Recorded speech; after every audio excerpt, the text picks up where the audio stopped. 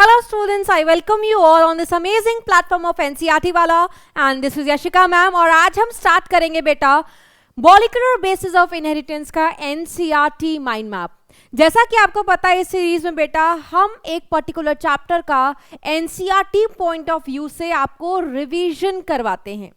Revision आपको पता है ये जो आप लेक्चर देखोगे ये वन शॉट लेक्चर होगा इस चैप्टर का और इसमें 1 आवर या 1.5 घंटे का ड्यूरेशन होता है। तो वो बच्चे जो इस लेक्चर को चैप्टर को अभी तक पढ़े ही नहीं हैं तो ये लेक्चर उनके लिए नहीं है, ठीक है। उनको डिटेल लेक्चर देखना पड़ेगा जैसा मैंने आपको principles of inheritance and variation में भी पढ़ाया है। लेकिन जो बच्चे इस चैप्टर को पढ़ चुके हैं और जिनका एग्जाम नज़दीक है वो चाहते हैं फटाक से थोड़े से टाइम में मेरे को जो भी एनसीईआरटी में दिया है उसकी माइंड मैपिंग हो जाए, तो ये लेक्चर उन बच्चों को बहुत बेनिफिट प्रोवाइड करने वाला है, ट्रस्ट मी, ठीक है। तो स्टार्ट करते हैं बेटा आज का अपना एनसीईआरटी माइंड मैप लेक्चर। जो चैप्टर है आप देख सकते हो, इससे पिछले जो आपको सीरीज में चैप्टर मिला था that was principles of inheritance and variation. तो हमने देखा था इनहेरिटेंस के पीछे जीन होता है और जीन पेरेंट से ऑफस्प्रिंग में ट्रांसफर करता है। उसी transfer of characters from the parent to the offspring को हम इनहेरिटेंस कहते हैं। आज इस लेक्चर में हम देखेंगे जो इनहेरिटेंस हो रहा था, we know that gene responsible था इनहेरिटेंस के लिए क्योंकि एक्चुअली में जीन का ट्रांसफर होता है। तो उस जीन का मॉलिक्यूलर बेसिस क्या है? We all know that gene is chemically DNA. तो इस चैप्टर में हमें डीएनए के बारे में पढ़ना है। इस चैप्टर में स्टार्टिंग की जो बातें हैं आपने 11th क्लास में बायोमॉलिक्यूल्स पढ़ी होगी तो आपको कुछ चीज़ें पता है, न्यूक्लियोटाइड, न्यूक्लियोसाइड। और फटाफट रिवाइज करते हैं बेटा without wasting much time. Let's get started. सबसे पहले व्हाट इज डीएनए? डीएनए को हम बोलते हैं बेटा जितनी बातें बोलेंगे ना उतने बातों पर ध्यान देते चलना है बेटा, ठीक है, यस। और इस लेक्चर्स को देखने के लिए सबसे पहले तो एनसीईआरटी खोल करके बैठिए। अगर एनसीईआरटी माइंड मैप है तो डेफिनेटली बेटा आपके साथ इस लेक्चर को देखने से पहले आपके हाथों में एनसीईआरटी होनी चाहिए। इट्स अ रिक्वेस्ट, ठीक है। तो प्लीज़ पॉज करिए जो बच्चे एनसीईआरटी लेकर के नहीं बैठे हैं, जो लेकर के बैठे हैं they can continue with me. तो डीएनए क्या होता है बेटा? DNA is a long polymer of deoxy ribo nucleotides. DNA की जो चेन होती है बेटा वो किसकी बनी होती है? न्यूक्लियोटाइड्स की, क्योंकि वो न्यूक्लियोटाइड्स में डीऑक्सी राइबो शुगर होता है। हम ऐसे न्यूक्लियोटाइड्स को क्या बोलते हैं? Deoxy ribo nucleotide. कोई भी लेंथ ऑफ डीएनए बेटा, जैसे हमारा जो लेंथ है डीएनए का, जो हमारे अंदर डीएनए है that is 2.2 metre. E coli के अंदर जो डीएनए की लेंथ है दैट इज 1.36 मिलीमीटर। तो हर ऑर्गेनिज्म का जो डीएनए का लेंथ होता है वो स्पेसिफिक होता है, वो कैरेक्टरिस्टिक होता है हर ऑर्गेनिज्म का। तो ये डीएनए की लेंथ जो हमारे अंदर है ये कैसे डिफाइन करोगे? कैसे आई है वो लंबाई? तो length of a DNA usually defined as number of nucleotides. Number of nucleotides अगर सिंगल स्ट्रैंड होगा डीएनए का, 2 स्ट्रैंड होगा तो आप बोलोगे पेयर ऑफ न्यूक्लियोटाइड, या हम इसको कह सकते हैं नंबर ऑफ बेसेस। जितने होंगे उतना हम कहते हैं लेंथ ऑफ डीएनए है। नंबर ऑफ बेसेस सिर्फ लिखा रहेगा that mean single standard DNA है। जहां पर बेस पेयर लिखा रहेगा वहां पर डबल स्टैंडर्ड डीएनए होगा। पेयर वर्ड हमेशा याद रखना, that will be for double standard DNA, ठीक है। और ये जो लेंथ होती है बेटा ऑर्गेनिज्म की कैरेक्टरिस्टिक फीचर है। अब एनसीईआरटी में देखो लिखा हुआ है ऑर्गेनिज्म 517 बैक्टीरियोफाज है तो इसका genetic material single standard DNA होता है। अगर सिंगल स्टैंडर्ड डीएनए है तो पेयर वर्ड का इस्तेमाल नहीं होगा। इस डीएनए की लेंथ को कैसे डिफाइन करोगे? या तो नंबर ऑफ न्यूक्लियोटाइड से या तो नंबर ऑफ बेसेस से। एनसीईआरटी ने बोला है देखो इसके पास कितने बेसेस हैं?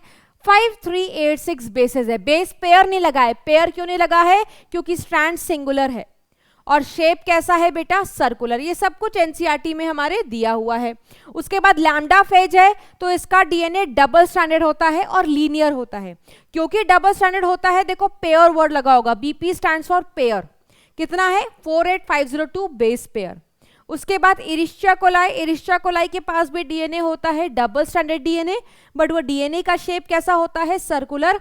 क्योंकि डीएनए डबल स्ट्रैंडेड है, पेयर वर्ड लगेगा, 4 into 4.6 10 to the power 6 base pair. Base pair word देखते ही समझ में आ जाना चाहिए वो ऑर्गेनिज्म का जो डीएनए है वो डबल स्टैंडर्ड फॉर्म में है। ह्यूमन जीनोम, जो जीनोम होता है वो हैप्लॉइड कंटेंट होता है, तो ये जो दिया हुआ है वो हैप्लॉइड कंटेंट है। हमारा डीएनए कैसा होता है, डबल स्टैंडर्ड। डबल स्टैंडर्ड है, देखो बीपी वर्ड लगा हुआ है, BP stands for base pair. और हमारा डीएनए कैसा होता है बेटा, लीनियर। और कितना कंटेंट होता है, कितना बेस पेयर होता है, 3.3 into 10 to the power 9 base pair. तभी हम कहते हैं हमारा ह्यूमन जीनोम प्रोजेक्ट, आपको याद होगा तो उसमें लिखा गया है 3 बिलियन बेस पेयर का हमारा ह्यूमन जीनोम बना हुआ है। 10 to the power 9 का मतलब क्या है, बिलियन। क्लियर है। अगर आपसे कोई पूछे डिप्लॉयड कंटेंट बताओ तो इसको 2 से मल्टीप्लाई कर दोगे, 6.6 into 10 to the power 9 base pair. ये है डिप्लॉयड कंटेंट का बेस पेयर, 2 से मल्टीप्लाई कर दिया है।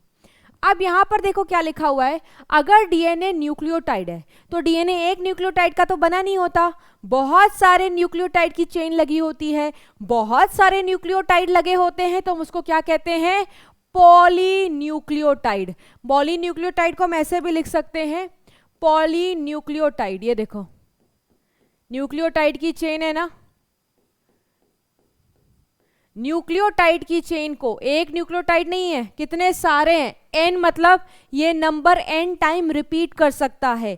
तो न्यूक्लियोटाइड बहुत सारे एक चेन बना लेते हैं, उसको हम बोलते हैं पॉलीन्यूक्लियोटाइड चेन। तो हमारा जो डीएनए होता है बेटा वो एक नहीं बहुत सारे न्यूक्लियोटाइड का होता है, तो हम बोलते हैं it is a polynucleotide chain. अब इसमें n का मतलब क्या है बेटा, n here stands for nucleotide. तो व्हाट एक्चुअली न्यूक्लियोटाइड इज, आओ पढ़ो। देखो जो बेसिक यूनिट होता है डीएनए का दैट इज न्यूक्लियोटाइड। अभी I just told you DNA किसका बना होता है, न्यूक्लियोटाइड का। एक न्यूक्लियोटाइड में 3 कंपोनेंट होते हैं, नाइट्रोजन बेस, पेंटोज शुगर और फॉस्फेट ग्रुप। चाहे आरएनए हो चाहे डीएनए हो, आरएनए भी बहुत सारे न्यूक्लियोटाइड्स का बना होता है, वो भी पॉलीन्यूक्लियोटाइड चेन है। चाहे डीएनए हो, डीएनए भी बहुत सारे न्यूक्लियोटाइड का बना होता है, तो डीएनए भी पॉलीन्यूक्लियोटाइड चेन है। इनमें फर्क क्या होता है कि पेंटोज शुगर अगर आरएनए का न्यूक्लियोटाइड है तो आरएनए में राइबोज शुगर मौजूद होता है और डीएनए में बेटा डीऑक्सीराइबोज शुगर होता है। एक फर्क तो ये रहा, शुगर में फर्क है। ये किस में मिलता है शुगर, आरएनए में, और डीऑक्सी वाला शुगर कहां पर मिलता है, डीएनए में। ठीक है। दूसरा फर्क होता है नाइट्रोजन बेसेस में। कहां पर, आओ देखो। नाइट्रोजन बेसेस 2 प्रकार के हो सकते हैं, प्यूरीन और पिरिमिडिन। प्यूरीन में आता है एडेनिन और ग्वानिन, पिरिमिडिन में आता है कट। कट से याद रखोगे, कट क्या है, cytosine, uracil and thymine. Adenine और guanine present both in DNA as well as RNA, present in both. Cytosine भी डीएनए और आरएनए दोनों में होता है, बट यूरासिल बेटा सिर्फ और सिर्फ आरएनए में होता है और थाइमीन सिर्फ और सिर्फ डीएनए में होता है। ये बात चाहो तो लिख लो, ठीक है। Uracil present in RNA and thymine present in DNA. ठीक है। इसके बाद जो पॉलीन्यूक्लियोटाइड चेन होती है उसमें आपको क्या क्या दिखाई देगा। ऑब्वियसली पॉलीन्यूक्लियोटाइड चेन में तो न्यूक्लियोटाइड तो दिखेगा ही दिखेगा, और क्या क्या बॉन्ड्स दिखते हैं, उनमें दिखता है ग्लाइकोसिडिक बॉन्ड, उनमें दिखता है फॉस्फोएस्टर बॉन्ड, और 2 न्यूक्लियोटाइड के बीच में दिखता है फॉस्फोडाइएस्टर बॉन्ड। इसको और समझाने के लिए हम ये एग्जाम्पल ले सकते हैं, ये देखिए, ठीक है। ये देखिए, ये आपका ऊपर देखो एक न्यूक्लियोटाइड की स्ट्रैंड है, ठीक है, दिस इज 1 पॉलीन्यूक्लियोटाइड चेन, और नीचे दूसरी पॉलीन्यूक्लियोटाइड की चेन है। दो पॉलीन्यूक्लियोटाइड चेन क्यों बनी है? यहां पर दो स्ट्रैंड ऑफ डीएनए दिखा रहे हैं, ये देखिए, this is the two strand of DNA. ये भी किसकी बनी है? बहुत सारे न्यूक्लियोटाइड की, तो ये एक पॉलीन्यूक्लियोटाइड चेन हो गई, और ये भी बहुत सारे न्यूक्लियोटाइड की बनी है, तो ये भी क्या हो गई? पॉलीन्यूक्लियोटाइड चेन हो गई। तो DNA has how many chains? अगर डबल स्ट्रैंडेड डीएनए है तो दो पॉलीन्यूक्लियोटाइड चेन होंगी, और ये चेन को हम पॉलीन्यूक्लियोटाइड क्यों कह रहे हैं? पॉली का मतलब होता है मैनी, ठीक है। ये चेन किसकी बनी है? न्यूक्लियोटाइड की बनी है, एक नहीं बहुत सारे न्यूक्लियोटाइड्स, एक नहीं बहुत सारे न्यूक्लियोटाइड जो मल्टीपल टाइम रिपीट होते हैं। दोनों स्ट्रैंड कलेक्टेड कैसी होती हैं? दोनों स्ट्रैंड्स के बीच में क्या होता है बेटा? Hydrogen bonds. क्या होता है? Hydrogen bonds. और यही हाइड्रोजन बॉन्ड्स जो प्रेजेंट होती हैं दो स्ट्रैंड के बीच में, डीएनए को स्टेबिलिटी प्रोवाइड करती हैं। यही सब तो बताया है वॉटसन एंड क्रिक मॉडल में। Double helical model of DNA किसने प्रपोज किया था? वॉटसन एंड क्रिक जी ने। नोबेल प्राइज किसको मिला था? वॉटसन एंड क्रिक जी को, ठीक है। अब देखो, सिर्फ एक न्यूक्लियोटाइड पे गौर फरमाओ, एक न्यूक्लियोटाइड पे गौर फरमाओगे तो पहले मैं ये हटा दूं, ये भी हटा दूं डब्बा, हाँ। एक न्यूक्लियोटाइड पे गौर फरमाओ, ये देखो, ये एक न्यूक्लियोटाइड है, ये दूसरा न्यूक्लियोटाइड है, ये तीसरा न्यूक्लियोटाइड है, ये फोर्थ न्यूक्लियोटाइड है। कैसे मैम? हमने क्या बोला था बेटा? एक न्यूक्लियोटाइड में क्या क्या कंपोनेंट होते हैं? एक न्यूक्लियोटाइड में कंपोनेंट होता है, ये क्या है? Pentose sugar. एडेनिन क्या है बेटा? Nitrogen base. और ये क्या है? फॉस्फेट, ऑलरेडी लिखा हुआ है। तो तीनों चीज है, तो क्या बन गया तुम्हारा? This is one nucleotide. ऐसे ऐसे और कितने सारे न्यूक्लियोटाइड लगे हुए हैं, इसीलिए इसको क्या कहा जाता है? पॉलीन्यूक्लियोटाइड की चेन। जैसा एक स्ट्रैंड में है वैसा ही नीचे वाली स्ट्रैंड में है। एक न्यूक्लियोटाइड ये, दूसरा न्यूक्लियोटाइड ये, तीसरा न्यूक्लियोटाइड ये, फोर्थ न्यूक्लियोटाइड ये। चाहो तो डब्बा बना के दिखा सकती हूँ, ये देखो, दिस इज वन न्यूक्लियोटाइड, ठीक है। This is another nucleotide, this is another nucleotide, and this is another nucleotide. Can you all see? ठीक है। अब एक चीज देखो, आप देखो, ये जो नाइट्रोजन बेस है, ये नाइट्रोजन बेस इस शुगर से जुड़ा हुआ है, ये शुगर है। इस शुगर से जिस बॉन्ड से जुड़ रहा है बेटा, इसको ग्लाइकोसिडिक बॉन्ड कहते हैं। क्या कहते हैं? Glycosidic bond. और ये फॉस्फेट जब इस शुगर से जुड़ रहा है, इस बॉन्ड को क्या कहते हैं बेटा? Phosphoester bond. एस्टर कैसे बनता है? पढ़ते होगे केमिस्ट्री में। This is phosphoester bond. तो एक न्यूक्लियोटाइड के अंदर जब एक नाइट्रोजन बेस्ड शुगर से जुड़ता है तो ग्लाइकोसिडिक बॉन्ड बना करके जुड़ता है। एक न्यूक्लियोटाइड के अंदर जब एक फॉस्फेट शुगर से जुड़ता है तो जिस बॉन्ड से जुड़ता है उसको फॉस्फोएस्टर बॉन्ड बोलते हैं। तो आपको एक न्यूक्लियोटाइड के अंदर ये दो बॉन्ड तो दिखना निश्चित है। और क्या क्या दिखेगा एक न्यूक्लियोटाइड चेन में? क्या दिखेगा? आप देखो बेटा, ये जो दो न्यूक्लियोटाइड्स हैं ये भी तो आपस में जुड़े होंगे ना, तभी तो चेन बन रही है। अकेला ये दो न्यूक्लियोटाइड चेन कैसे बनाएंगे बेटा? जब एक दूसरे का हाथ पकड़ेंगे तो हाथ पकड़ने वाला बॉन्ड भी होगा।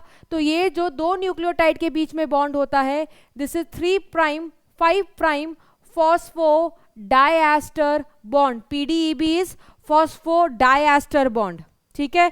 अब आप ये देखो, एक न्यूक्लियोटाइड ये, दूसरा न्यूक्लियोटाइड ये, आप ये बॉन्ड देख रहे हो, बीच में एक फॉस्फेट आ रहा है। इसी बॉन्ड को हम क्या कहते हैं? Phosphoester bond. और दोनों स्ट्रैंड्स के बीच में देखो हाइड्रोजन बॉन्ड मौजूद है। ये क्या है? This is hydrogen bond. ये क्या है? Hydrogen bond. ये क्या है? Hydrogen bond. ये क्या है? Hydrogen bond. हाइड्रोजन बॉन्ड दो स्ट्रैंड्स के बीच में दिखते हैं। कहीं कहीं पर 3 हाइड्रोजन बॉन्ड्स दिख रहा है, क्यों? क्योंकि G और C की जब पेयरिंग होती है तो 3 हाइड्रोजन बॉन्ड के साथ होती है। कहीं कहीं 2 दिख रहा है क्योंकि A और T के बीच में पेयरिंग होती है तो 2 हाइड्रोजन बॉन्ड दिखता है। इजी। अब यहां पर देखो, RNA और DNA के न्यूक्लियोटाइड्स के नाम लिखे हुए हैं। ये देख लो, डीएनए में न्यूक्लियोटाइड क्या क्या होगा बेटा? डीएनए का न्यूक्लियोटाइड होगा डीऑक्सी एडेनोसिन मोनोफॉस्फेट। ठीक है, न्यूक्लियोटाइड बनता कैसे है? ये सब क्या है? Deoxyadenosine, deoxyguanosine, deoxycytidine, deoxythymidine. What is all this? ये है न्यूक्लियोसाइड्स डीएनए के। न्यूक्लियोसाइड्स कैसे बनता है आप देख लीजिए, ये देखो न्यूक्लियोसाइड कैसे बनता है बेटा? न्यूक्लियोसाइड बनता है जब शुगर किससे जुड़ता है बेटा? नाइट्रोजन बेसिस से। ठीक है, तो अगर एडेनिन किससे जुड़ेगा बेटा?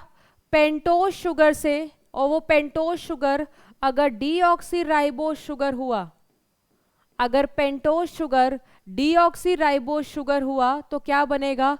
Deoxy adenosine. ठीक है, अगर guanine as a nitrogen base deoxyribose sugar से जुड़ेगा तो क्या बनेगा? Deoxyguanosine. अगर साइटोसिन डीऑक्सी राइबोज शुगर से जुड़ेगा, हमेशा नाइट्रोजन बेस पेंटोज शुगर से जुड़ता है with the help of glycosidic bond. ठीक है, तो क्या बनेगा? Deoxy cytidine. और जब थाइमीन पेंटोज शुगर से जुड़ेगा तो क्या बनेगा? डीऑक्सी थाइमिडिन। तो ये जो नाम लिखे हैं मैंने, ये सारे के सारे क्या हैं? ये सारे के सारे न्यूक्लियोसाइड्स हैं जो कि किस में प्रेजेंट होते हैं बेटा? डीएनए में। आप देखो यहां पर एक नाइट्रोजन बेस मिसिंग है, यूरासिल। क्यों? क्योंकि यूरासिल डीएनए में होता ही नहीं है, इसी वजह से उसका करस्पॉन्डिंग देखो न्यूक्लियोसाइड भी मिसिंग है। दिख रहा है यूरासिल वाला न्यूक्लियोसाइड? नहीं। सिमिलरली बेटा, सिमिलरली आप चाहो तो न्यूक्लियोसाइड्स लिख सकते हो किसके? आरएनए के। आरएनए के न्यूक्लियोसाइड्स में फर्क क्या होगा? थाइमीन नहीं होगा, थाइमीन की जगह क्या होगा? यूरासिल होगा। और क्या फर्क होगा? राइबोज शुगर नहीं होगा, सॉरी डीऑक्सी राइबोज शुगर नहीं होगा, सिर्फ राइबोज शुगर होगा। और जो न्यूक्लियोसाइड बन करके आएंगे वो अब किसके कहलाएंगे? आरएनए के। क्योंकि शुगर राइबोज है, डीऑक्सी नहीं है, डीऑक्सी वर्ड सारा का सारा रिमूव कर दोगे। तो बस इनमें और उनमें फर्क क्या है? इनमें और इनमें फर्क ये है बेटा कि एक तो आरएनए में यूरासिल प्रेजेंट होता है, इसी वजह से यूरिडिन वाला न्यूक्लियोसाइड दिखता है। उनमें थाइमीन प्रेजेंट होता है तो थाइमीन वाला न्यूक्लियोसाइड दिखता है, पहला फर्क। दूसरा, वहां पर डीऑक्सी राइबोज शुगर था तो नाम के आगे सबके डीऑक्सी लगा हुआ था। यहां पर राइबोज शुगर है तो सिर्फ नाम लिखे हुए हैं, आगे आपको डीऑक्सी नहीं मिल रहा होगा। अब इसी न्यूक्लियोसाइड्स में बेटा अगर तुम फॉस्फेट ऐड कर दो, इन्हीं न्यूक्लियोसाइड्स में अगर तुम फॉस्फेट ऐड कर दो तो क्या मिल जाएगा? You will get nucleotides. किसके न्यूक्लियोटाइड्स मिलेंगे? आपको मिलेंगे न्यूक्लियोटाइड्स आरएनए के। सेम अगर आप यहां पर भी इन डीएनए के न्यूक्लियोसाइड्स में फॉस्फेट का एडिशन करा दो तो आपको क्या मिल जाएगा? न्यूक्लियोटाइड मिल जाएगा। किसका न्यूक्लियोटाइड बेटा? आपको मिल जाएगा डीएनए का न्यूक्लियोटाइड। तो उस टेबल में न्यूक्लियोटाइड्स के नाम लिखे हुए हैं डीएनए और आरएनए के। देख लो फटाफट, ये देखो, जब डीऑक्सी एडेनोसिन जो कि एक न्यूक्लियोसाइड है जो एडेनिन और शुगर के एडिशन से बना है, इसमें तुमने एक फॉस्फेट ऐड कर दिया तो क्या बन गया? Deoxyadenosine monophosphate. यहां डी वर्ड किसके लिए है बेटा? डीऑक्सी के लिए। जब डीऑक्सी गुआनोसिन को फॉस्फेट से ऐड कर दिया तो जो न्यूक्लियोटाइड बन करके आया that is deoxyguanosine monophosphate. Deoxycytidine जो एक न्यूक्लियोसाइड अभी दिखाया कैसे बनता है, उसमें फॉस्फेट का एडिशन करा दिया तो बन गया डीऑक्सी साइटिडिन मोनोफॉस्फेट। डीऑक्सी थाइमिडिन जो कि एक न्यूक्लियोसाइड है, इसमें फॉस्फेट का एडिशन करा दिया तो बन गया डीऑक्सी थाइमिडिन मोनोफॉस्फेट। ठीक है, तो यहां पर देखो यूरासिल वाला मिसिंग है। वाई? क्योंकि यूरासिल होता नहीं तो उसके करस्पॉन्डिंग न्यूक्लियोटाइड भी इनमें नहीं दिखेगा। यहां पर देखो सारे न्यूक्लियोटाइड्स आरएनए के नाम है, सब में सेम है, बस फर्क ये है कि इनके आगे डी वर्ड नहीं लगा हुआ है क्योंकि डीऑक्सी वर्ड यहाँ आएगा ही नहीं। और क्या डिफरेंस है?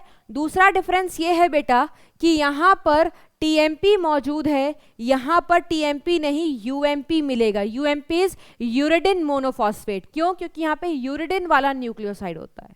ठीक है, तो ये हो गई जनरल बातें जो आपने क्लास 11th में भी पढ़ी थी।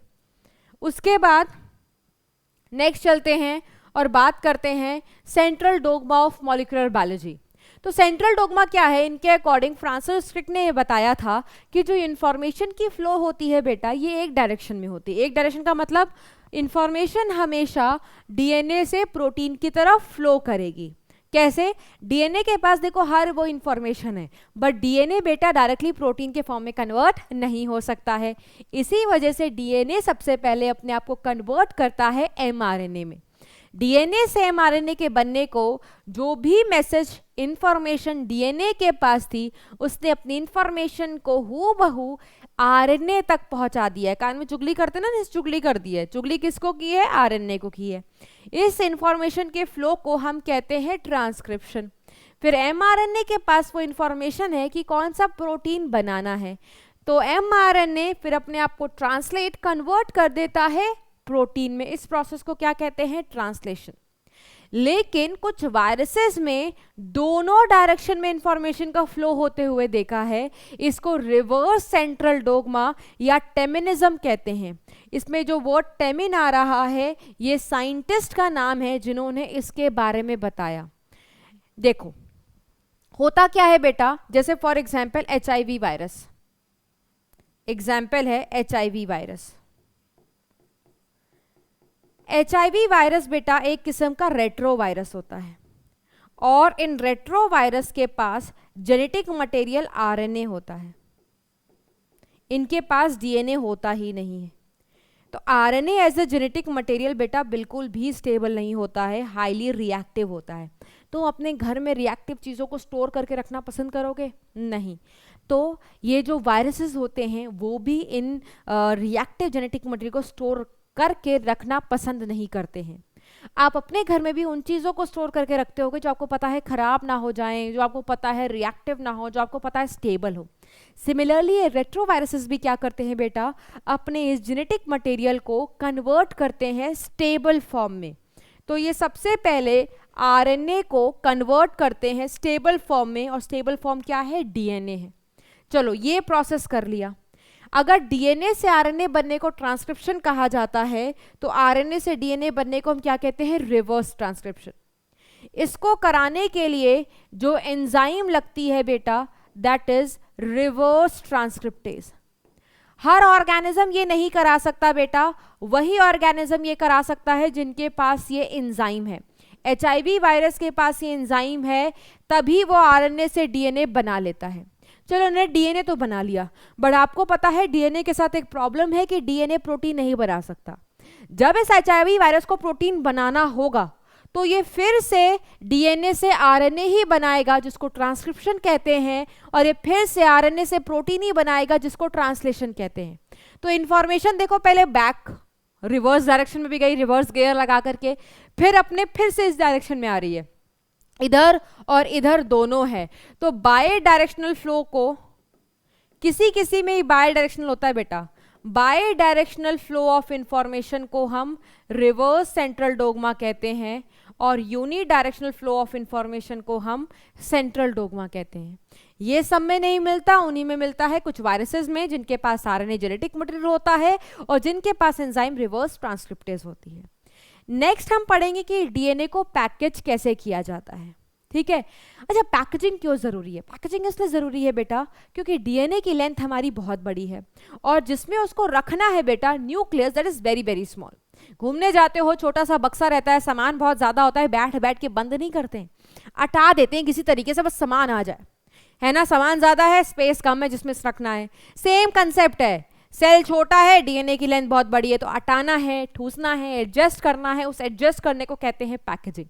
तो पैकेजिंग क्यों ज़रूरी है आपको समझ में आ गया होगा, क्योंकि डीएनए की लेंथ बहुत बड़ी है, उनको जिस रिस्पेक्टिव सेल में आना है उसकी लेंथ बहुत, उसकी साइज़ बहुत छोटी होती है। तो इतने बड़े डीएनए के लेंथ को एकोमोडेट कराने के लिए इतने पिद्दू से सेल में पैकेजिंग की ज़रूरत पड़ती है। अब पैकेजिंग प्रोकैरियोट में जो होती है और यूकैरियोट में जो होती है वो थोड़ी सी डिफरेंट है। डिफरेंट क्यों है, लेट्स सी। प्रोकैरियोट्स में जो लेंथ होता है डीएनए का, दैट इज 1.36 मिलीमीटर। ये जो साइज एनसीईआरटी में लिखी हुई है ये ई कोलाई की लिखी हुई है। तो आप सोचो यार, मिलीमीटर का इनका डीएनए है और प्रोकैरियोट खुद ही इतने छोटे होते हैं कि अपनी आंखों से भी नहीं दिखते, तो इतने बड़े वाले लेंथ को एडजस्ट करना पड़ेगा छोटे से पिद्दू से प्रोकैरियोटिक सेल में, बैक्टीरियल सेल में कैसे कराएंगे? इनके पास, जैसे हम तो बैठ के बंद कर लेते हैं बेटा जिप विप, है ना, अटैची वटैची का, ये क्या करेंगे? ये करते हैं अपने डीएनए को पैकेज कुछ प्रोटीन की मदद लेकर के। तो प्रोकैरियोट्स में जिस प्रोटीन की मदद ली जाती है वो है नॉन हिस्टोन बेसिक प्रोटीन, जिसको हम पॉलीअमीन्स कहते हैं। डीएनए खुद कैसा होता है बेटा? डीएनए का नेचर खुद एसिडिक होता है और उसको पैकेज करने के लिए, उसको एकोमोडेट करने के लिए जो प्रोटीन की मदद लगती है वो बेसिक होती है। एंड दिस इज हाउ फिर बैक्टीरियल सेल में पैकेजिंग करी जाती है। यूकैरियोट्स में क्या होता है बेटा? यूकैरियोटिक लेंथ बहुत बड़ा होता है, 2.2 मीटर। और हमारे न्यूक्लियस का साइज आपको पता है? हमारा जो न्यूक्लियस का साइज है बेटा, दैट इज 10⁻⁻⁶ मीटर। सोचो कितना छोटा साइज है। 2.25 मीटर का तो बेटा दुपट्टा ही होता है, लड़कियों को पता होगा, है ना, लेंथ। तो इतने बड़े लेंथ को 10⁻⁻⁶ मीटर वाले न्यूक्लियस के अंदर कैसे एडजस्ट करेंगे? आपको पता है डीएनए एसिडिक नेचर होता है, तो इसको पैकेज करने के लिए किसी बेसिक प्रोटीन की मदद लगती है। तो हमारे अंदर जो बेसिक प्रोटीन होता है बेटा, that is histone protein.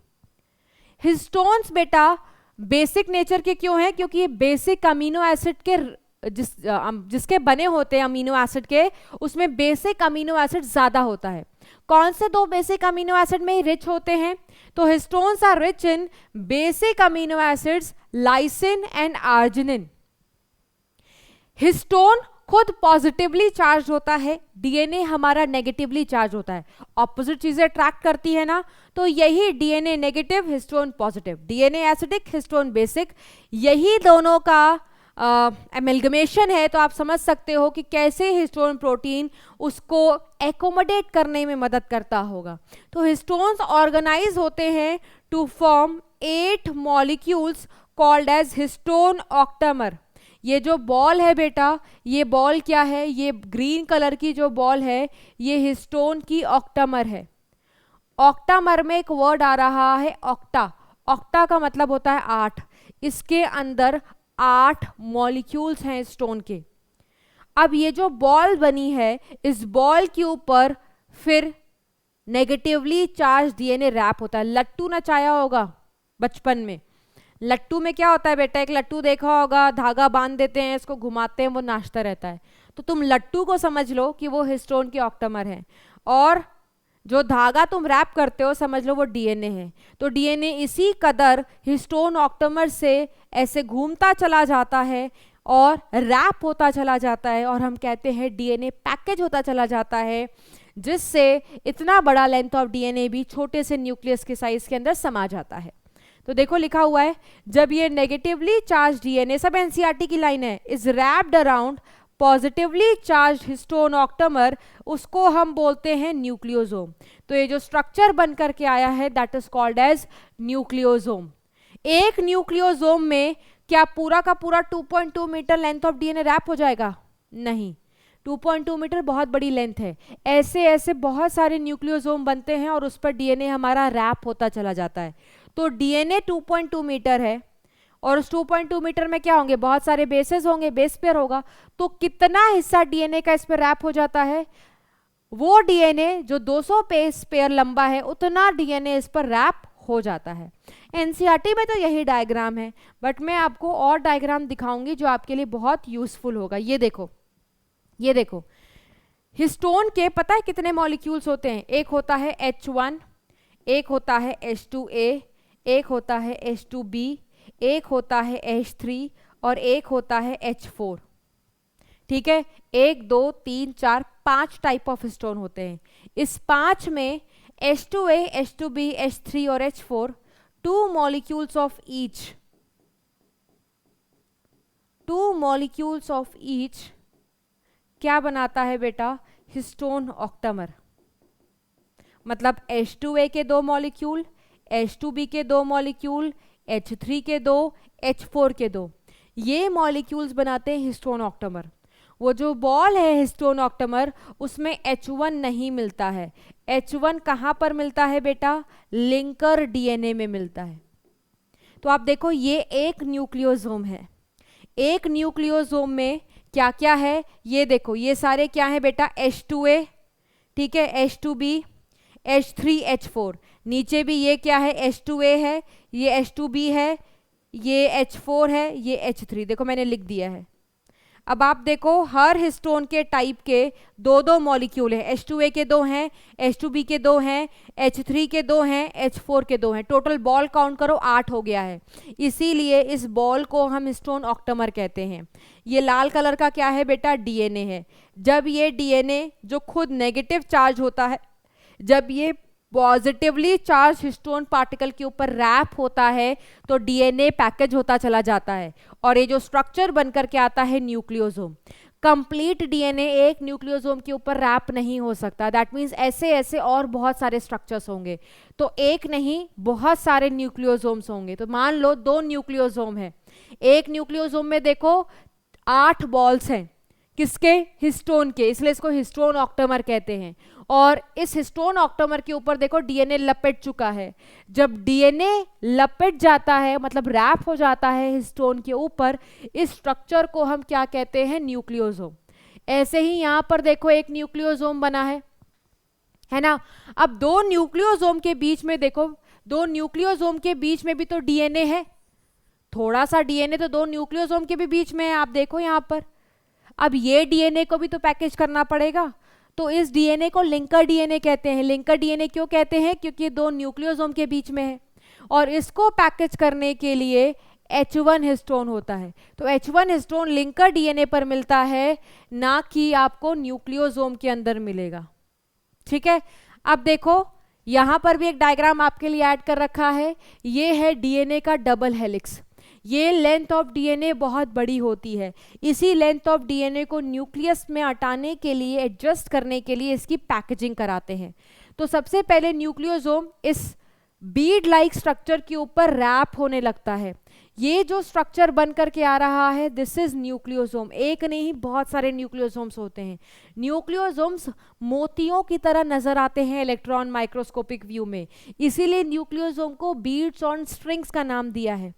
Nucleosome last stage नहीं होती है पैकेजिंग की, इससे ज्यादा और तुम एडजस्ट, कंप्रेस, कंडेंस कर सकते हो एक डीएनए को, डीएनए के धागे को। तो न्यूक्लियोसोम के बाद देखो और न्यूक्लियोसोम को कंप्रेस करते चले गए तो क्रोमैटिन फाइबर बनता है। ठीक है, और कंप्रेस करते चले गए तो लास्ट में जाकर के आपको क्रोमोसोम दिखाई देता है। एक डीएनए जिसकी लेंथ इतनी बड़ी है, आपने उसको हटा के कंप्रेस कर करके, कंडेंस कर करके इस पूरे धागे को सिर्फ इस क्रोमोसोम के स्ट्रक्चर में कन्वर्ट कर दिया है। क्रोमोसोम से ज्यादा तुम डीएनए को कंप्रेस, कंडेंस नहीं कर सकते। Chromosome is the last stage of condensation. तो ये जो इमेजेस है आपकी बेटर अंडरस्टैंडिंग के लिए ऐड किया गया है। This is not in the NCERT. Clear है? पैकेजिंग के बाद आगे चलेंगे बेटा। अभी जो साइंटिस्ट लोग थे उनकी इच्छा थी ये जानने की कि आखिर जेनेटिक मटेरियल कौन है, क्योंकि 3 लोगों में बहुत कंफ्यूजन थी, डीएनए, आरएनए, प्रोटीन, कि इन तीनों में एक्चुअली जेनेटिक मटेरियल है कौन। ठीक है, तो सर्च चली जेनेटिक मटेरियल के लिए। अलग अलग साइंटिस्ट आए, अलग अलग विचार देते चले गए। सबसे पहले जो साइंटिस्ट आए थे बेटा, उन्होंने ट्रांसफॉर्मिंग प्रिंसिपल किया था। किसने किया था एक्सपेरिमेंट? फ्रेडरिक ग्रिफिथ ने। क्या जानना था इनको नेचर जानना था जेनेटिक मटेरियल का, कि क्या है, डीएनए है, आरएनए है, प्रोटीन है, व्हाट इट इज। ठीक है, तो इन्होंने स्ट्रेप्टोकोकस निमोनाई जो कि एक बैक्टीरिया होता है उस पर काम किया था। स्ट्रेप्टोकोकस निमोनाई के 2 स्ट्रेन्स थे, ठीक है, जिस पर इन्होंने वर्क किया था। एक था S3 और एक था R2। R और S क्यों बोल रहे हैं? S का मतलब होता है स्मूथ और R का मतलब होता है रफ। जो R वाला बैक्टीरिया था बेटा, उसके सेल वॉल तो था ही, सेल वॉल के बाहर एक चिपचिपी सी लेयर थी जिसको हम कहते हैं ग्लाइकोकैलिक्स, और ग्लाइकोकैलिक्स की प्रेजेंस की वजह से इन बैक्टीरिया की कॉलोनीज बहुत स्मूथ थी, इसीलिए ऐसे बैक्टीरिया को स्मूथ कॉलोनीज वाले बैक्टीरिया कहते थे। आर को रफ क्यों कहा गया है बेटा? क्योंकि इन वाले बैक्टीरिया के पास सिर्फ सेल वॉल था, ओनली सेल वॉल। इन बैक्टीरिया के पास कोई ग्लाइकोकैलिक्स नहीं देखा गया था, देयर वॉज नो ग्लाइकोकैलिक्स। तो इनकी कॉलोनीज इतनी स्मूथ नहीं आती थी, रफ कॉलोनीज आती थी, इसलिए ऐसे बैक्टीरिया को आर बैक्टीरिया कहा गया। यही एक्सप्लेनेशन लिखा हुआ है कि जो स्मूथ वाले थे उनके पास एक म्यूकस पॉलीसैकेराइड लेयर थी। ये किसकी बात कर रहे हैं? ग्लाइकोकैलिक्स। ग्लाइकोकैलिक्स म्यूकस और पॉलीसैकेराइड की बनी होती है, इसलिए म्यूकोपॉलीसैकेराइड कहते हैं। इसी वजह से ये स्मूथ शाइनी कॉलोनीज प्रोड्यूस करते थे जिनमें इसको कल्चर किया जाता था। आर वालों के पास नहीं था, नो म्यूकस कवरिंग, इसीलिए ये रफ कॉलोनीज प्रोड्यूस करते थे। तो हमने ये देख लिया कि इन्होंने किस तरीके के बैक्टीरियाज पर काम किया और उनका नेचर क्या था, रफ स्मूथ क्यों। अब ऐसा नाम तो हमने देख लिया क्यों दिया गया था। अब उन बैक्टीरिया के साथ काम क्या किया है? सबसे पहले इन्होंने एस स्ट्रेन वाले बैक्टीरिया को लिया और माइस में इंजेक्ट कर दिया। चूहा, जिस चूहे में इस बैक्टीरिया को इंजेक्ट किया था, सुई लगाई थी, हमने देखा वो चूहा मर गया। इससे ये पता चला कि ये वाला जो स्ट्रेन है ये वायरुलेंट है। वायरुलेंट का मतलब ये पैथोजेनिक है।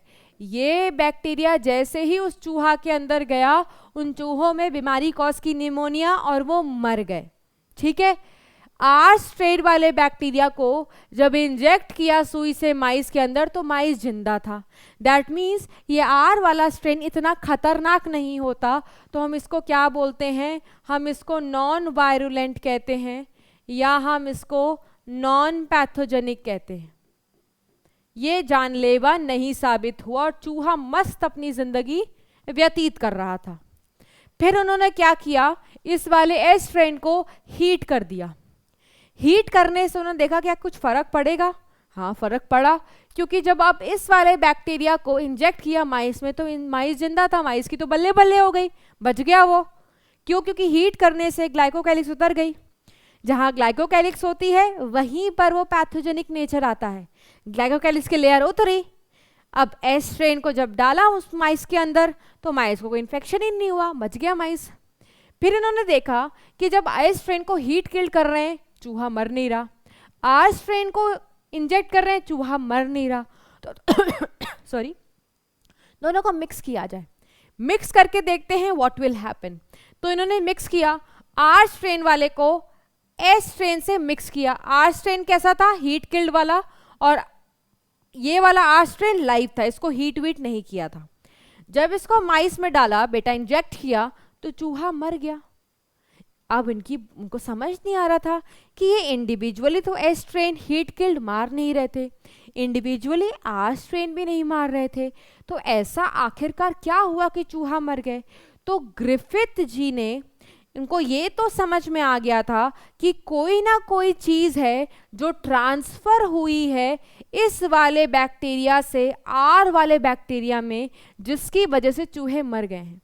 बट ये समझ नहीं पा रहे थे आखिर वो चीज़ क्या है जिसकी वजह से ये आर स्ट्रेन ट्रांसफॉर्म हो गया है एस स्ट्रेन में, और ट्रांसफॉर्मेशन हो गया है एस स्ट्रेन में। एस स्ट्रेन तो पहले से ही खतरनाक था, ये तो चूहों को मार ही देता था। तो इनको समझ में आ रहा था कि हुआ क्या है, बट किसकी वजह से हुआ है ये इनको नहीं पता था। एक्चुअली होता क्या है, मैं आपको पहले ही बता देती हूँ क्या होता है। आर स्ट्रेन वाले बैक्टीरिया इस हीट किल्ड एस स्ट्रेन वाले बैक्टीरिया का डीएनए चुरा लेते हैं। जैसे ही आर स्ट्रेन वाले के पास डीएनए आ जाता है, डीएनए के पास वो जीन होता है जो ग्लाइकोकैलिक्स बना ले, तो ये आर स्ट्रेन अपने अराउंड ग्लाइकोकैलिक्स सिंथेसाइज कर लेता है। जब ये आर स्ट्रेन अपने अराउंड ग्लाइकोकैलिक्स बना लेगा तो ग्लाइकोकैलिक्स वाला तो एस है ना, दैट मीन्स आर एस में बदल गया है, और एस में बदलते ही चूहा तो मरना ही था। तो जो ग्रिफिथ जी थे उन्होंने कंक्लूड तो कर लिया था कि कोई ना कोई चीज हीट किल्ड एस स्ट्रेन से आर स्ट्रेन में जा रही है, बट वो चीज क्या है he was not able to tell. ठीक है, इसको प्रूव करने के लिए जो साइंटिस्ट पिक्चर में आए थे वो थे एवरी, मैक्लॉयड एंड मैककार्टी। इन्होंने बताया था कि एक्चुअली वो डीएनए है जो कि रिस्पॉन्सिबल है आर स्ट्रेन को ट्रांसफॉर्म करने में एस स्ट्रेन में, और जिसकी वजह से चूहा मर जाता है। ये देखो, ये एक्सपेरिमेंट है। उन्होंने क्या देखा था बेटा, उन्होंने एक ट्यूब लिया, ठीक है, इसमें हीट किल्ड एस बैक्टीरिया डाल दिए। अब इन्होंने इस वाले सॉल्यूशन को तीन टेस्ट ट्यूब में डिवाइड कर दिया। इसमें भी एस वाले बैक्टीरिया, इसमें भी हीट किल्ड एस बैक्टीरिया, इसमें भी हीट किल्ड एस बैक्टीरिया। अब तीनों टेस्ट ट्यूब में इन्होंने एंजाइम ऐड की। एक टेस्ट ट्यूब में एंजाइम इन्होंने ऐड की प्रोटीनेस। तो प्रोटीनेस क्या करेगी, प्रोटीन को इस बैक्टीरिया में से डाइजेस्ट कर जाएगी। इस डीएनए में, सॉरी, इस ट्यूब में बचेगा क्या, आरएनए बचेगा और डीएनए बचेगा। दूसरे टेस्ट ट्यूब में इन्होंने डाला आरएनएस, तो इस टेस्ट ट्यूब से क्या गायब हो जाएगा, आरएनए गायब हो जाएगा, क्योंकि आरएनए को डाइजेस्ट कर लेगा। बट इस टेस्ट ट्यूब में बचा क्या रह जाएगा, बैक्टीरिया में क्या बचा रह जाएगा, डीएनए बचा रह जाएगा और आरएनए बचा रह जाएगा। इस वाले टेस्ट ट्यूब में डीएनए डाला तो इस बैक्टीरिया से, इस टेस्ट ट्यूब से डीएनए तो गायब हो जाएगा, क्या बचा रह जाएगा, आरएनए बचा रह जाएगा और प्रोटीन बचा रह जाएगा। अब ये सब करने के बाद जब एंजाइम से डाइजेशन करा लिया बेटा, एंजाइम से डाइजेशन करा लिया, ठीक है, तो उन्होंने डाइजेशन के बाद जो भी चीज़ें बची थी उसको दूसरे टेस्ट ट्यूब में ट्रांसफ़र कर दिया। ठीक है, ये देखो, डाइजेशन के बाद जो भी सामान बचा था इसको इस टेस्ट ट्यूब में ट्रांसफ़र कर दिया। डाइजेशन के बाद जो भी सामान बचा था उसको इस टेस्ट ट्यूब में ट्रांसफ़र कर दिया। डाइजेशन के बाद जो भी सामान बचा था उसको इस टेस्ट ट्यूब में ट्रांसफ़र कर दिया। इस टेस्ट ट्यूब में पहले से ही बेटा आर बैक्टीरिया थे, ठीक है, आर बैक्टीरिया पहले से ही थे। और इन्होंने अब किसको ऐड कर दिया है, इन्होंने अब एस वाले बैक्टीरिया को भी ऐड कर दिया है। तो इस टेस्ट ट्यूब में एस भी आ गया, मतलब इस टेस्ट ट्यूब में आर भी है और एस भी है। इस फ्लास्क के अंदर आर और एस दोनों है। एस कैसा वाला है, हीट किल्ड, और आर कैसा है, नॉर्मल लाइव।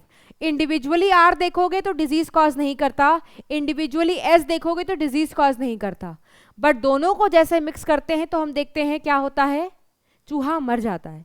तो देखते हैं यहाँ पे भी यही सेम रिजल्ट आया क्या, देखते हैं। जब इन दोनों के मिक्सचर को हमने इंजेक्ट किया माइस में तो माइस मर गया। यहां पर भी जब इन दोनों मिक्सचर को ऐड किया गया डीएनए में तो यहां पे भी ऑब्जर्व करा गया कि माइस मर गया। जब इस केस में ये वाला जो मिक्सचर ऐड किया तब यहां पर माइस जिंदा था। आखिर ऐसा क्यों? तो एवरी मैक्लॉयड जी ने बताया, कंक्लूजन तो इनको सेम मिला। कंक्लूजन क्या मिला कि जब मिक्स कर रहे हो तो इन दोनों केस में तो मर रहा है लेकिन इसमें बच रहा। ऐसा क्यों? क्योंकि इसमें बेटा डीएनए था ही नहीं। डीएनए था ही नहीं तो आर एस में ट्रांसफॉर्म हुआ ही नहीं, और आर एस में ट्रांसफॉर्म हुआ ही नहीं तो जो चूहा था वो मस्त अपनी जिंदगी व्यतीत कर रहा है।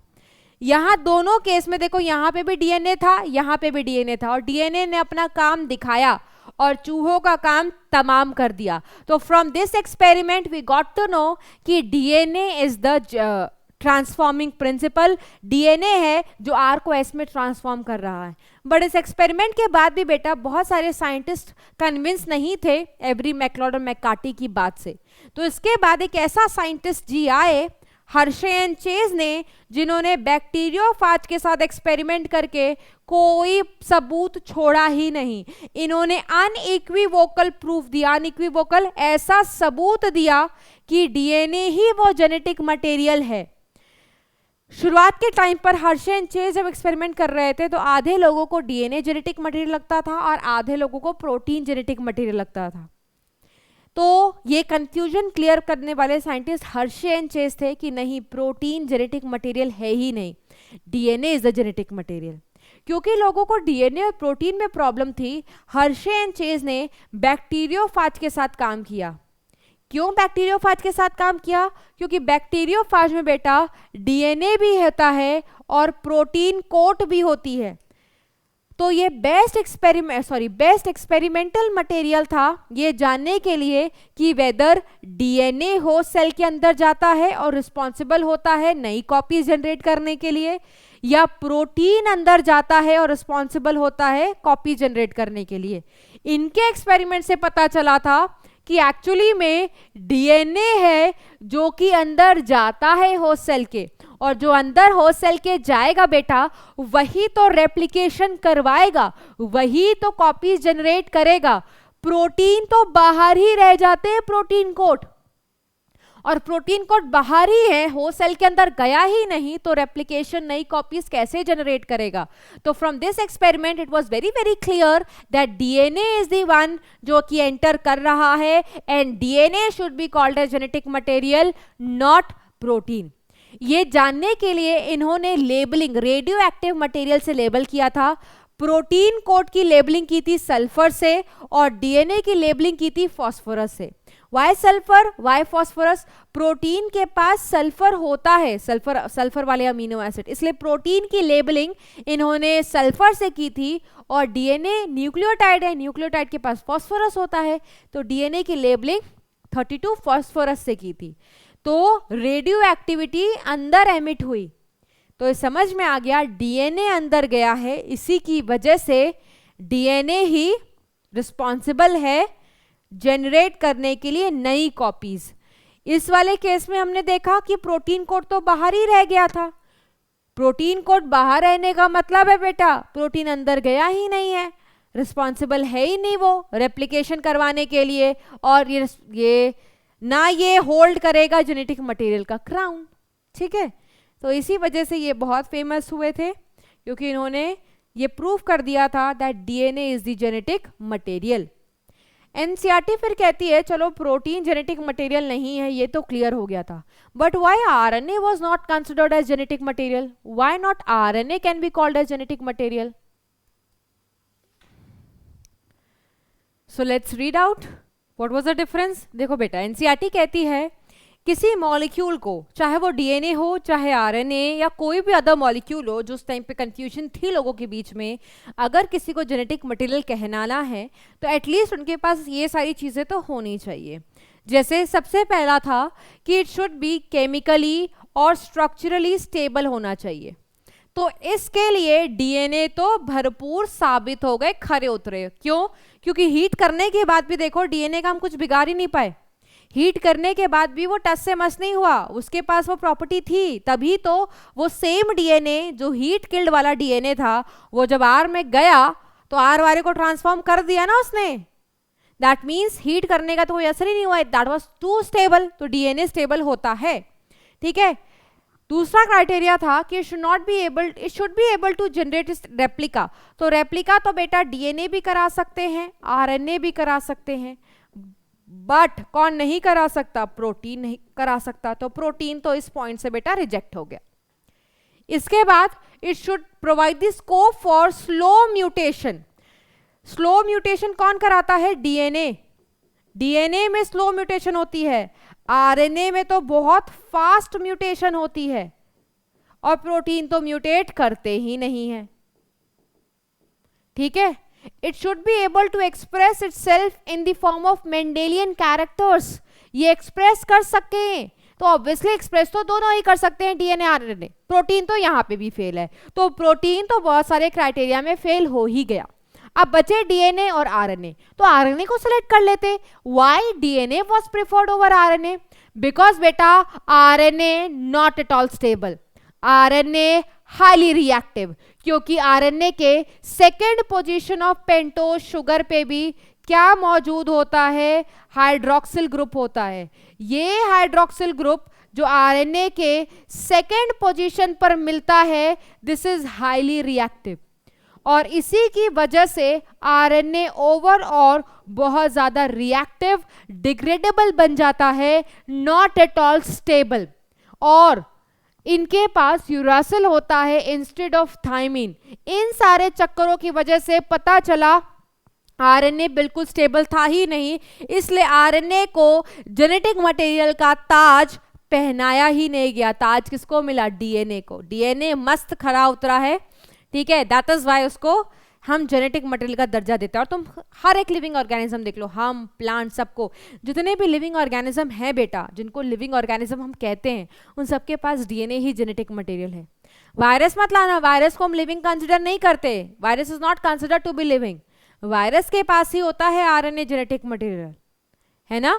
तो इन सारी रीजंस की वजह से आरएनए को काटा मार दिया था and DNA was tick marked as genetic material.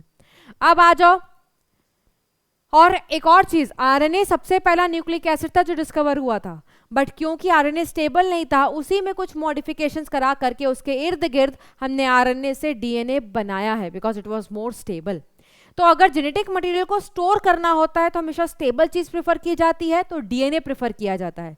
But अगर इंफॉर्मेशन को आगे पहुंचाना है प्रोटीन तक, तो आरएनए को प्रेफर किया जाता है। अब सेंट्रल डोग्मा में रेप्लिकेशन, ट्रांसक्रिप्शन वाला इंफॉर्मेशन, ट्रांसलेशन वाला इंफॉर्मेशन पढ़ा। अब इन तीनों प्रोसेस को समझेंगे। स्टार्ट करते हैं रेप्लिकेशन से। रेप्लिकेशन में एक नहीं बेटा, बहुत सारे एंजाइम्स की जरूरत पड़ती है। ऑल्दो जो मेन एंजाइम होती है वो DNA dependent DNA polymerase third होती है। डीएनए पॉलीमरेज क्यों बोलते हैं? क्योंकि डीएनए बनेगा, डीएनए के न्यूक्लियोटाइड्स एक नहीं बहुत सारे पॉलीमराइज होते हैं, इसलिए एंजाइम पॉलीमरेज है। इस पॉलीमरेज एंजाइम को डीएनए डिपेंडेंट क्यों कहते हैं? क्योंकि जो नया डीएनए आने वाला है वो पुराने एग्जिस्टिंग डीएनए से ही आएगा। रूल ऑफ कॉम्प्लीमेंटैरिटी चलेगी कि ए टी के साथ पेयर अप करता है, जी सी के साथ पेयर अप करेगा, और इसी रूल ऑफ कॉम्प्लीमेंटैरिटी का इस्तेमाल करके नया डीएनए आता है। ये जो एंजाइम मेन एंजाइम इसलिए है बेटा क्योंकि ये बहुत ज़्यादा एफिशिएंट है। ये एक ही सेकेंड के अंदर 2000 बेस पेयर को ऐड कर सकती है और इतना stretch of DNA in a second बना सकती है।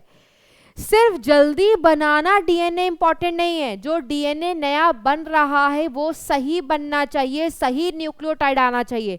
क्योंकि डीएनए हमें हमारे गड़बड़ी होगी ना बेटा, तो बहुत सारे डिजीज, म्यूटेशन के चांसेस बन जाते हैं बेटा।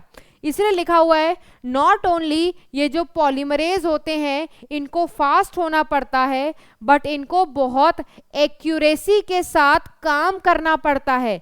क्योंकि अगर इनके जरा भी निगाह नजर भटके, गलत न्यूक्लियोटाइड किया, तुमने बीमारी को बुलावा दिया। तुमने नहीं, मतलब सेल ने हमारी बीमारी को बुलावा दिया। तो बहुत एक्यूरेसी के साथ इनको काम करना पड़ता है, रेप्लिकेशन में मदद करनी पड़ती है। ठीक है, एनसीईआरटी में लिखा हुआ है कि पूरा का पूरा इरिश्चिया कोलाई 4.6 इंटू 10⁻⁶ बेस पेयर के साथ रेप्लिकेट कर जाता है 38 मिनट्स में। किसी किसी एनसीईआरटी में 38 लिखा है, किसी किसी में 18, आप दोनों कंसिडर करके चलोगे।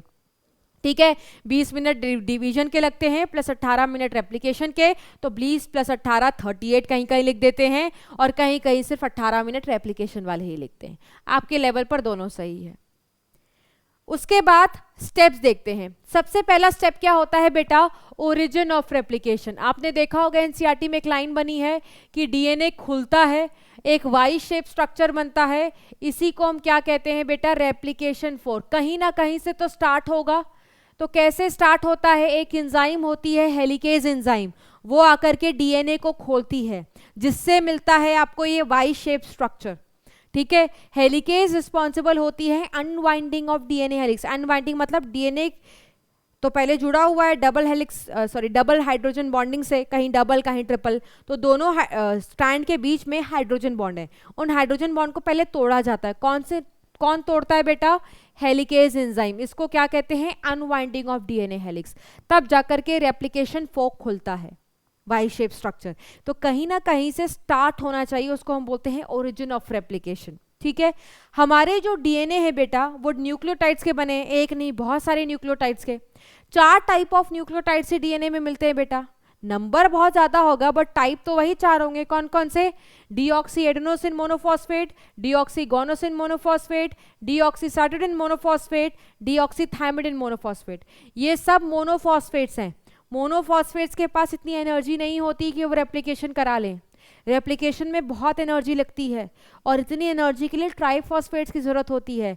तो ये सारे मोनोफॉस्फेट को ट्राइफॉस्फेट में कन्वर्ट किया जाता है, मतलब 2 फॉस्फोरिक ग्रुप और ऐड किए जाते हैं। तो 2 बार फॉस्फोरिक एसिड ऐड की जाती है सब में। कौन सा एंजाइम? फॉस्फोराइलेज एंजाइम होता है बेटा जो ये सब कराता है, और सारे मोनोफॉस्फेट कन्वर्ट हो जाते हैं ट्राइफॉस्फेट्स में। Deoxyadenosine triphosphate, deoxyguanosine triphosphate, deoxycytidine triphosphate, deoxythymidine triphosphate. Uracil वाला नहीं होगा क्योंकि यूरैसिल वाला न्यूक्लियोटाइड डीएनए में होता ही नहीं है। ये सारे के सारे ट्राइफॉस्फेट्स। एनसीईआरटी पढ़ोगे लिखा हुआ है कि ट्राइफॉस्फेट्स का दो काम होता है। एक, ये तो डीएनए में है, डीएनए का ही रेप्लिकेशन होने वाला है, तो they are acting as substrate, इन्हीं का तो रेप्लिकेशन होगा। प्लस ये बने क्यों है? एनर्जी प्रोवाइड करने के लिए। एक और चीज, जैसे घर में रस्सी होती है ना बेटा, रस्सी को समझो डीएनए, रस्सी को खोल सकते हो, डीएनए को भी खोल सकते हो। अब रस्सी को खोलने के लिए एनर्जी चाहिए, डीएनए मतलब डीएनए को खोलने के लिए एनर्जी चाहिए। पर सबसे पहली बात तो खोलेगा कौन? एक एंजाइम जो होती है हेलिकेज। जब रस्सी खोलते हो बेटा, दोनों स्ट्रैंड्स को सेपरेट करते हो, तो वो जो दो स्ट्रैंड है रस्सी की दोबारा से कॉइल होने की कोशिश करती हैं। तो दोबारा से कॉइल ना हो, दोनों स्ट्रैंड्स अलग अलग ही रहें डीएनए की, इसके लिए एक प्रोटीन होती है that is single strand binding protein, जो जा करके इन दोनों स्ट्रैंड्स पर लग जाती हैं और सिंगल स्ट्रैंड को स्टेबल करती हैं कि दोबारा से कॉइल ना हो, क्योंकि दोबारा से कॉइल होंगे तो रेप्लिकेशन तो रुक जाएगी। ठीक है, तो अनबाइंडिंग जब डीएनए हेलिक्स की हो जाती है बेटा, तो सिंगल स्ट्रैंड बाइंडिंग प्रोटीन्स आते हैं, देखो लिखा हुआ है, और उनको स्टेबलाइज करते हैं। ठीक है, इसके बाद क्या होता है बेटा? प्राइमर आता है। प्राइमर क्यों आता है बेटा? क्योंकि जो डीएनए पॉलीमरेज थर्ड है ना, वो खुद से कुछ कर ही नहीं सकता। पहली जो न्यूक्लियोटाइड डालनी है ना बेटा, जो नींव रखते हैं ना, वो ये कर ही नहीं सकता, ये डायरेक्शनलेस है, इसको किसी की मदद लेनी पड़ती है। और उसका सहारा कौन बनता है? RNA primase. आरएनए प्राइमेज सबसे पहले आता है, प्राइमर का टुकड़ा लगाता है। प्राइमर जब आ जाता है तब डीएनए को पता चल जाता है कि उसको करना क्या है। इसको समझाने के लिए, क्योंकि इसकी जितनी भी थ्योरी पढ़ लो, अगर 2 मिनट का वीडियो देख लोगे ना तो मस्त मजा आ जाएगा, मक्खन की तरह रेप्लिकेशन क्लियर हो जाएगा। जो बच्चे मुझसे पढ़े हुए होंगे उनको ऑलरेडी मैंने दिखा रखा है, अगर जो बच्चे संकल्प में मुझसे पढ़े होंगे तो उन्होंने भी देख रखा होगा। ठीक है, उन्होंने भी ये बात मेरे से पढ़ी हुई है। चलो फटाफट देख लेते हैं, मस्त मक्खन करते हैं चीजों को। लाइट थोड़ा बंद करते हैं तो शायद बेटर फीलिंग आएगा। यस, आओ स्टार्ट करते हैं। तो डीएनए रेप्लिकेशन है क्या, देखते जाना। चाहो तो अपनी स्पीड को थोड़ा स्लो कर सकते हो अपने अनुसार, थोड़ा स्लो कर लो स्पीड को। ये डीएनए है, डबल हेलिकल स्ट्रैंड है, दोनों स्ट्रैंड में देखो हाइड्रोजन बॉन्ड है, इसको स्टेबिलिटी प्रोवाइड करते हैं। अब स्ट्रैंड को उन्होंने खोल दिया सीढ़ी की तरह, समझाना इजी होता है। दोनों स्ट्रैंड में देखो ये नाइट्रोजन बेस इस वाले नाइट्रोजन बेस से जुड़ा हुआ है। अगर एडेनिन थाइमिन होगा तो 2 हाइड्रोजन बेसेस होंगे, ग्वानिन साइटोसिन होगा तो 3 हाइड्रोजन बेसेस होंगे। इन्होंने हाईलाइट करके दिखाया है कहाँ कहाँ, देखो पीला पीला वाला जी है, पर्पल पर्पल वाला सी है, हरा हरा वाला ए है, लाल लाल वाला टी है। अब इन्होंने बोला डीएनए की एक पोलैरिटी होती है हमेशा 5 prime to 3 prime, 5 prime to 3 prime read करते हैं, दोनों स्ट्रैंड एंटी पैरेलल थे, ये 5 प्राइम टू 3 प्राइम था। ठीक है, अब देखो ये कौन है बेटा जिसने रेप्लिकेशन फॉर्क बनाया है? हेलिकेज। हेलिकेज ने हाइड्रोजन बॉन्ड तोड़ दिया। क्यों तोड़ा है? नया डीएनए बनाने के लिए। तोड़ता चला जाएगा, तोड़ता चला जाएगा और दोनों स्ट्रैंड्स को सेपरेट करता चला जाएगा। ये जब डीएनए खुलता है बेटा, इसको अनबाइंडिंग कहते हैं। सबसे पहले कौन आया? प्राइमेज। प्राइमेज क्या कर रहा है? यहाँ थोड़े जैसे स्ट्रक्चर है ना, ये न्यूक्लियोटाइड्स को ऐड कर रहा है। किसके? अपने न्यूक्लियोटाइड्स, ये आरएनए के, इसको आरएनए प्राइमर कहते हैं। ये करना इसलिए जरूरी था क्योंकि डीएनए पॉलीमरेज को समझ नहीं आ रहा था स्टार्ट कहां से करना है। जब प्राइमेज लग गया, प्राइमर लग गया, अब डीएनए पॉलीमरेज बड़े मजे में आया है और अब अपने मतलब डीएनए के न्यूक्लियोटाइड्स को ऐड करेगा। कहां से किस डायरेक्शन में? 5 प्राइम टू 3 प्राइम डायरेक्शन में ऐड कर रहा है, देख रहे हो। और इधर के तरफ कंटिन्यूअस सिंथेसिस होती चली जाती, होती चली जाती, होती चली जाती। देखो डीएनए खुलता चला जाएगा, कौन खुल रहा है? हेलिकेज, और डीएनए सिंथेसाइज होता चला जाएगा। इसको लीडिंग स्ट्रैंड कंटिन्यूअस सिंथेसिस कहते हैं। दूसरे तरफ देखोगे बेटा, दूसरे तरफ होगा क्या? एक स्ट्रैंड की तरफ कंटिन्यूअस सिंथेसिस हो रही है। कौन सी वाली स्ट्रैंड थी? वो वाली स्ट्रैंड खुद 5 प्राइम टू 3 प्राइम थी, शुरू में वीडियो में दिखाया था ना। दूसरे तरफ क्या होता है बेटा, टुकड़ों में डीएनए सिंथेसाइज होगा। इधर वाले को डिसकंटिन्यूअस सिंथेसिस कहते हैं या लैगिंग स्ट्रैंड कहते हैं, बट भले ही वो डिसकंटिन्यूअस हो, बाद में सबको तोड़ दिया जाता है with the help of DNA ligase. चलो जितनी बातें बोली फटाफट देख लो। ये लैगिंग स्ट्रैंड, बार बार यहाँ नया प्राइमर लगाना पड़ता है, क्योंकि बार बार यहाँ नया प्राइमर लगाना पड़ता है, हर बार एक अलग डीएनए पॉलीमरेज आता है, जिसकी वजह से देखो नया प्राइमेज आया, नया प्राइमर लगा, और नया प्राइमर की वजह से फिर से डीएनए पॉलीमरेज 3 आया। अब ये डीएनए अपना नाइट्रोजन बेस लाया, बार बार यही प्रोसेस रिपीट होगा। अब देखो इतना जो डीएनए खुला ना, अब इसके लिए फिर से नया प्राइमर आएगा। देखो फिर से नया प्राइमर आया, नया प्राइमर लग गया, प्राइमेज ने प्राइमर लगाया, अब फिर से नया पॉलीमरेज आएगा, अब ये डीएनए के बेसिस को लगाएगा। तो बार बार ये हो रहा है कि बार बार नया प्राइमर नया पॉलीमरेज आ रहा है, इसीलिए टुकड़ों में सिंथेसिस हो रही है, इसीलिए डिसकंटिन्यूअस है। और बाद में जहां जहां प्राइमर होगा उसको काट के निकाल दिया जाएगा और डीएनए के बेसिस को ऐड किया जाएगा। प्राइमर का काम हो जाएगा तो प्राइमर को काट के हटा दिया जाएगा, उसके लिए भी एंजाइम होती है, और सारे फ्रेगमेंट्स को फिर जोड़ देते हैं डीएनए लाइगेज से। ठीक है, सो दिस इज हाउ। ये देखो 2 स्ट्रैंड यहाँ पे बन गए, ये 2 डॉटर स्ट्रैंड यहाँ पर बन गए। कितनी इजी है, इसी को समझाने के लिए थ्योरी में जितनी मेहनत करनी पड़ती है। 2 स्ट्रैंड बन गए, फिर से कॉइल हो गए। ये देखो, ये जिसको हाईलाइट किया है ये नए स्ट्रैंड्स बने हैं। नए स्ट्रैंड पहले वाले स्ट्रैंड का इस्तेमाल करके ही बने हैं, इसीलिए इस एंजाइम को क्या कहते हैं, डीएनए डिपेंडेंट डीएनए पॉलीमरेज। ठीक है, और इसीलिए आधे नए आधे पुराने हैं, इसीलिए इस मोड ऑफ रेप्लिकेशन को क्या कहते हैं, semi conservative mode of replication, जो मेसेल्सन एंड स्टाल जी ने बताई थी in case of prokaryotes and Taylor et al ji ने बताई थी इन केस ऑफ यूकैरियोट्स। ठीक है, नेक्स्ट है बेटा, ये देखो एनसीईआरटी की डायग्राम है।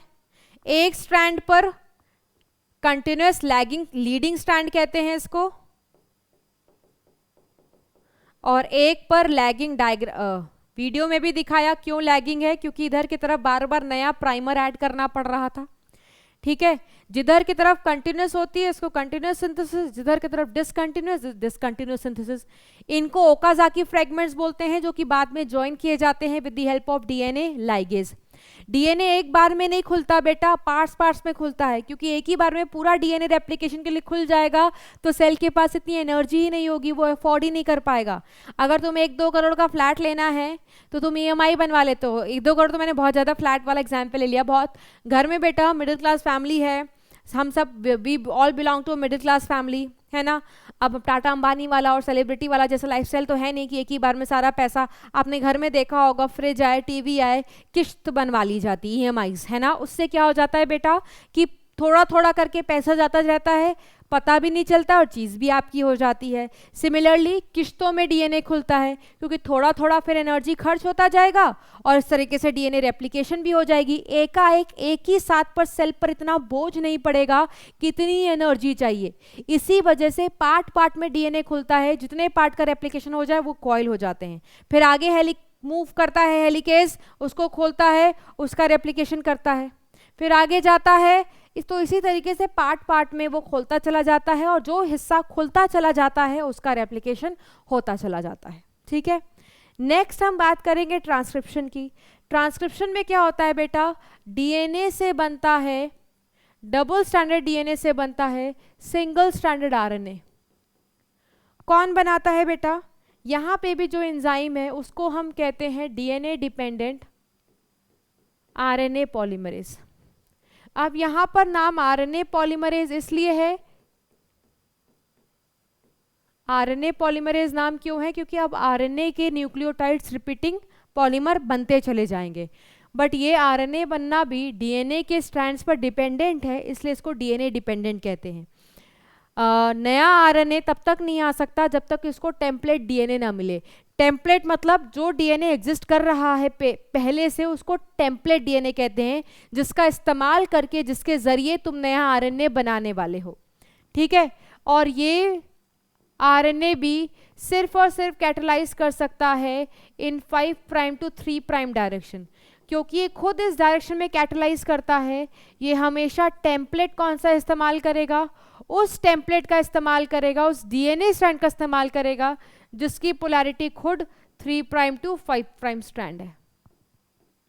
ठीक है, जिस हिस्से का हम इस्तेमाल करते हैं, ओवरऑल डीएनए को हम डिवाइड करते हैं 3 हिस्से में, उसको कहते हैं हम ट्रांसक्रिप्शन यूनिट।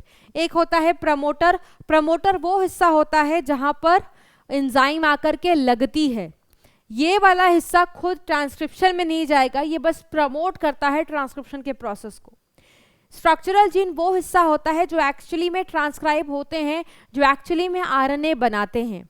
और टर्मिनेटर वो हिस्सा होता है बेटा जो प्रोसेस को टर्मिनेट करता है। टर्मिनेटर के जो डीएनए के सीक्वेंसेस हैं वो खुद आरएनए में कन्वर्ट नहीं होते हैं। इनको हम क्या कहते हैं बेटा, ट्रांसक्रिप्शन यूनिट। ये देखो, ये एनसीईआरटी का डायग्राम है। इस हिस्से को प्रमोटर, इसको स्ट्रक्चरल जीन, इसको टर्मिनेटर। ये सब डीएनए के ही सीक्वेंसेस हैं। ये डीएनए कैसा है, डबल स्ट्रैंडेड डीएनए है। यहाँ पर भी कॉम्प्लीमेंट्री सीक्वेंसेस हैं, यहाँ पर भी कॉम्प्लीमेंट्री सीक्वेंसेस हैं। बट जो सीक्वेंसेस डीएनए के प्रमोटर और टर्मिनेटर में है बेटा, वो आरएनए ने नहीं बनाते हैं, वो सिर्फ आरएनए बनाने में मदद करते हैं, वो खुद सीक्वेंस आरएनए में कन्वर्ट नहीं होते हैं। कौन सा हिस्सा कन्वर्ट होता है बेटा, सिर्फ स्ट्रक्चरल जीन वाला हिस्सा कन्वर्ट होता है, आरएनए बनाता है। अब डीएनए की 2 स्ट्रैंड है। आप देखो, एक को टेम्पलेट लिखा हुआ है और एक को कोडिंग लिखा हुआ है। तो क्या दोनों स्ट्रैंड इस्तेमाल होती है? नहीं, दोनों स्ट्रैंड इस्तेमाल नहीं होती, सिर्फ टेम्पलेट वाली का इस्तेमाल किया जाता है आरएनए बनाने के लिए। दोनों डीएनए का तुम इस्तेमाल करोगे तो डबल स्टैंडर्ड आरएनए आता है, और डबल स्टैंडर्ड आरएनए ट्रांसलेशन में नहीं जा सकता, प्रोटीन नहीं बना सकता। जेनेटिक इंफॉर्मेशन प्रोसेस बहुत ज़्यादा कॉम्प्लिकेट हो जाएगा, इसीलिए सेल ने ये कोशिश की है। देखो भगवान कितना स्मार्ट है, इसीलिए सेल ने ये कोशिश की है बेटा कि दोनों स्ट्रैंड इस्तेमाल हो ही ना आरएनए बनाने में। इसीलिए डीएनए भले तुम्हारा डबल स्टैंडर्ड है, बट आरएनए तुम्हारा सिंगल स्टैंड ही बन करके आता है, क्योंकि दोनों स्ट्रैंड ऑफ डीएनए इस्तेमाल ही नहीं होती, सिर्फ एक ही स्ट्रैंड इस्तेमाल होता है, और वो भी कौन सा, टेम्पलेट स्ट्रैंड इस्तेमाल होता है। ना तो पूरा का पूरा डीएनए इस्तेमाल होता है, डीएनए का ये वाला हिस्सा और टर्मिनेटर वाला हिस्सा आरएनए नहीं बनाता, सिर्फ कौन सा हिस्सा बनाता है, स्ट्रक्चरल जीन। इसलिए एनसीईआरटी में लिखा हुआ है कि only a part of segment is transcribe to form RNA. ठीक है, अब टेम्पलेट एक्चुअली में कोडिंग करता है, बट टेम्पलेट को नॉन कोडिंग कहा गया है। ठीक है, और कोडिंग कोड नहीं कर रहा, बट इसको कोडिंग कहा गया। ऐसा क्यों? फॉर एग्जाम्पल बेटा, यहाँ पर सीक्वेंस है ATGC ATGC, इसी का कॉम्प्लीमेंट्री मौजूद होगा दूसरे वाले स्टैंड पर, रूल ऑफ कॉम्प्लीमेंट्री चलता है, तो क्या मौजूद होगा, यहाँ पर मौजूद होगा T का कॉम्प्लीमेंट्री A, G का कॉम्प्लीमेंट्री C का कॉम्प्लीमेंट्री G, A का कॉम्प्लीमेंट्री T का कॉम्प्लीमेंट्री A, G का कॉम्प्लीमेंट्री C का कॉम्प्लीमेंट्री G। ठीक है, अब आरएनए पॉलीमरेज आई। आरएनए पॉलीमरेज एंजाइम जो होती है यही रिस्पॉन्सिबल होती है कैटलाइज करने के लिए। आरएनए पॉलीमरेज आकर के लगेगी कहाँ पर, प्रमोटर पर। प्रमोटर पर लगने के बाद ये आगे चलेगी और टेम्पलेट पर जो नाइट्रोजन बेस है उसका करस्पॉन्डिंग न्यूक्लियोटाइड आरएनए वाला ऐड करती चलेगी। ठीक है, तो ए के बदले क्या ऐड करेगी, यू। थाइमीन क्यों नहीं ऐड कर सकती, बिकॉज थाइमीन आरएनए में होता ही नहीं है। टी के बदले क्या ऐड करेगी, ए, फिर सी, जी, यू, देन ए, सी, जी। ये तुम्हारा नया आरएनए आया 5 प्राइम टू 3 प्राइम तक।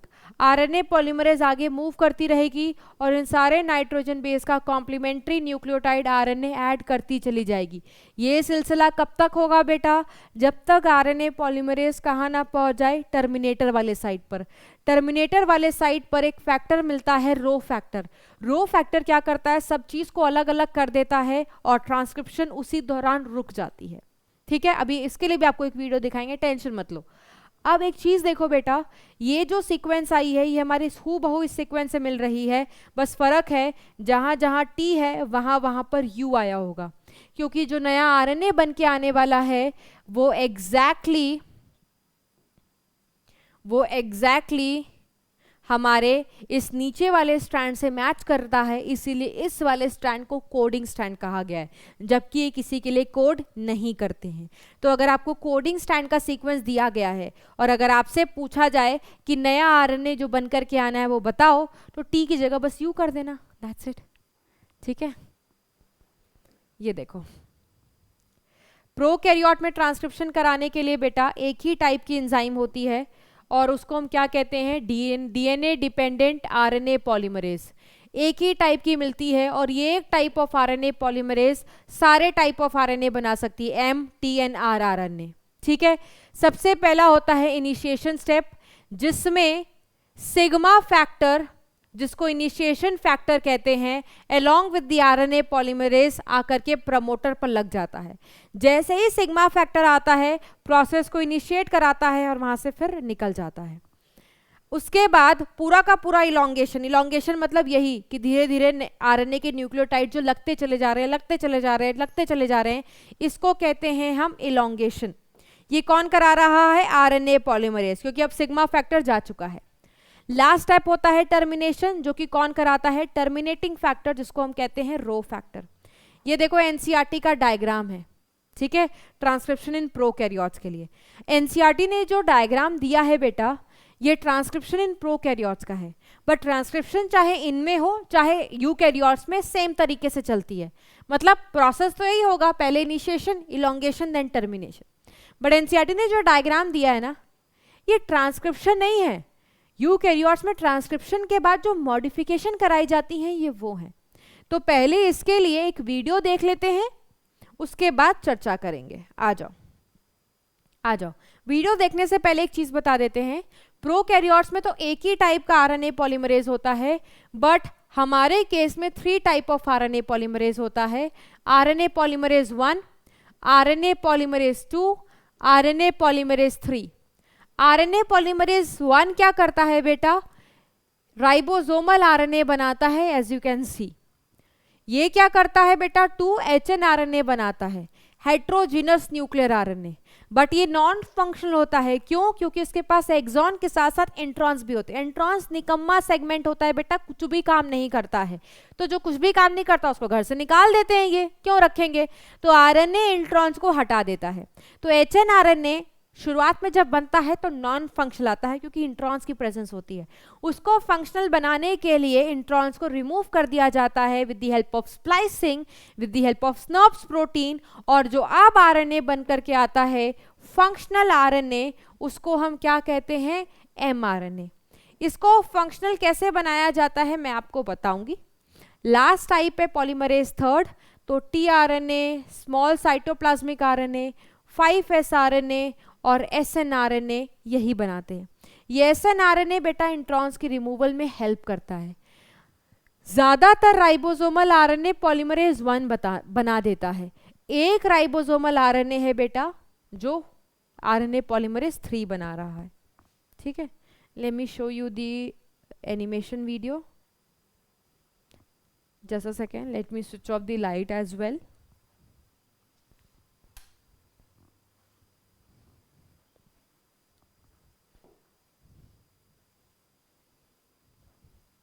यस, ये देखो ट्रांसक्रिप्शन यूनिट दिखाएंगे, ये डीएनए है।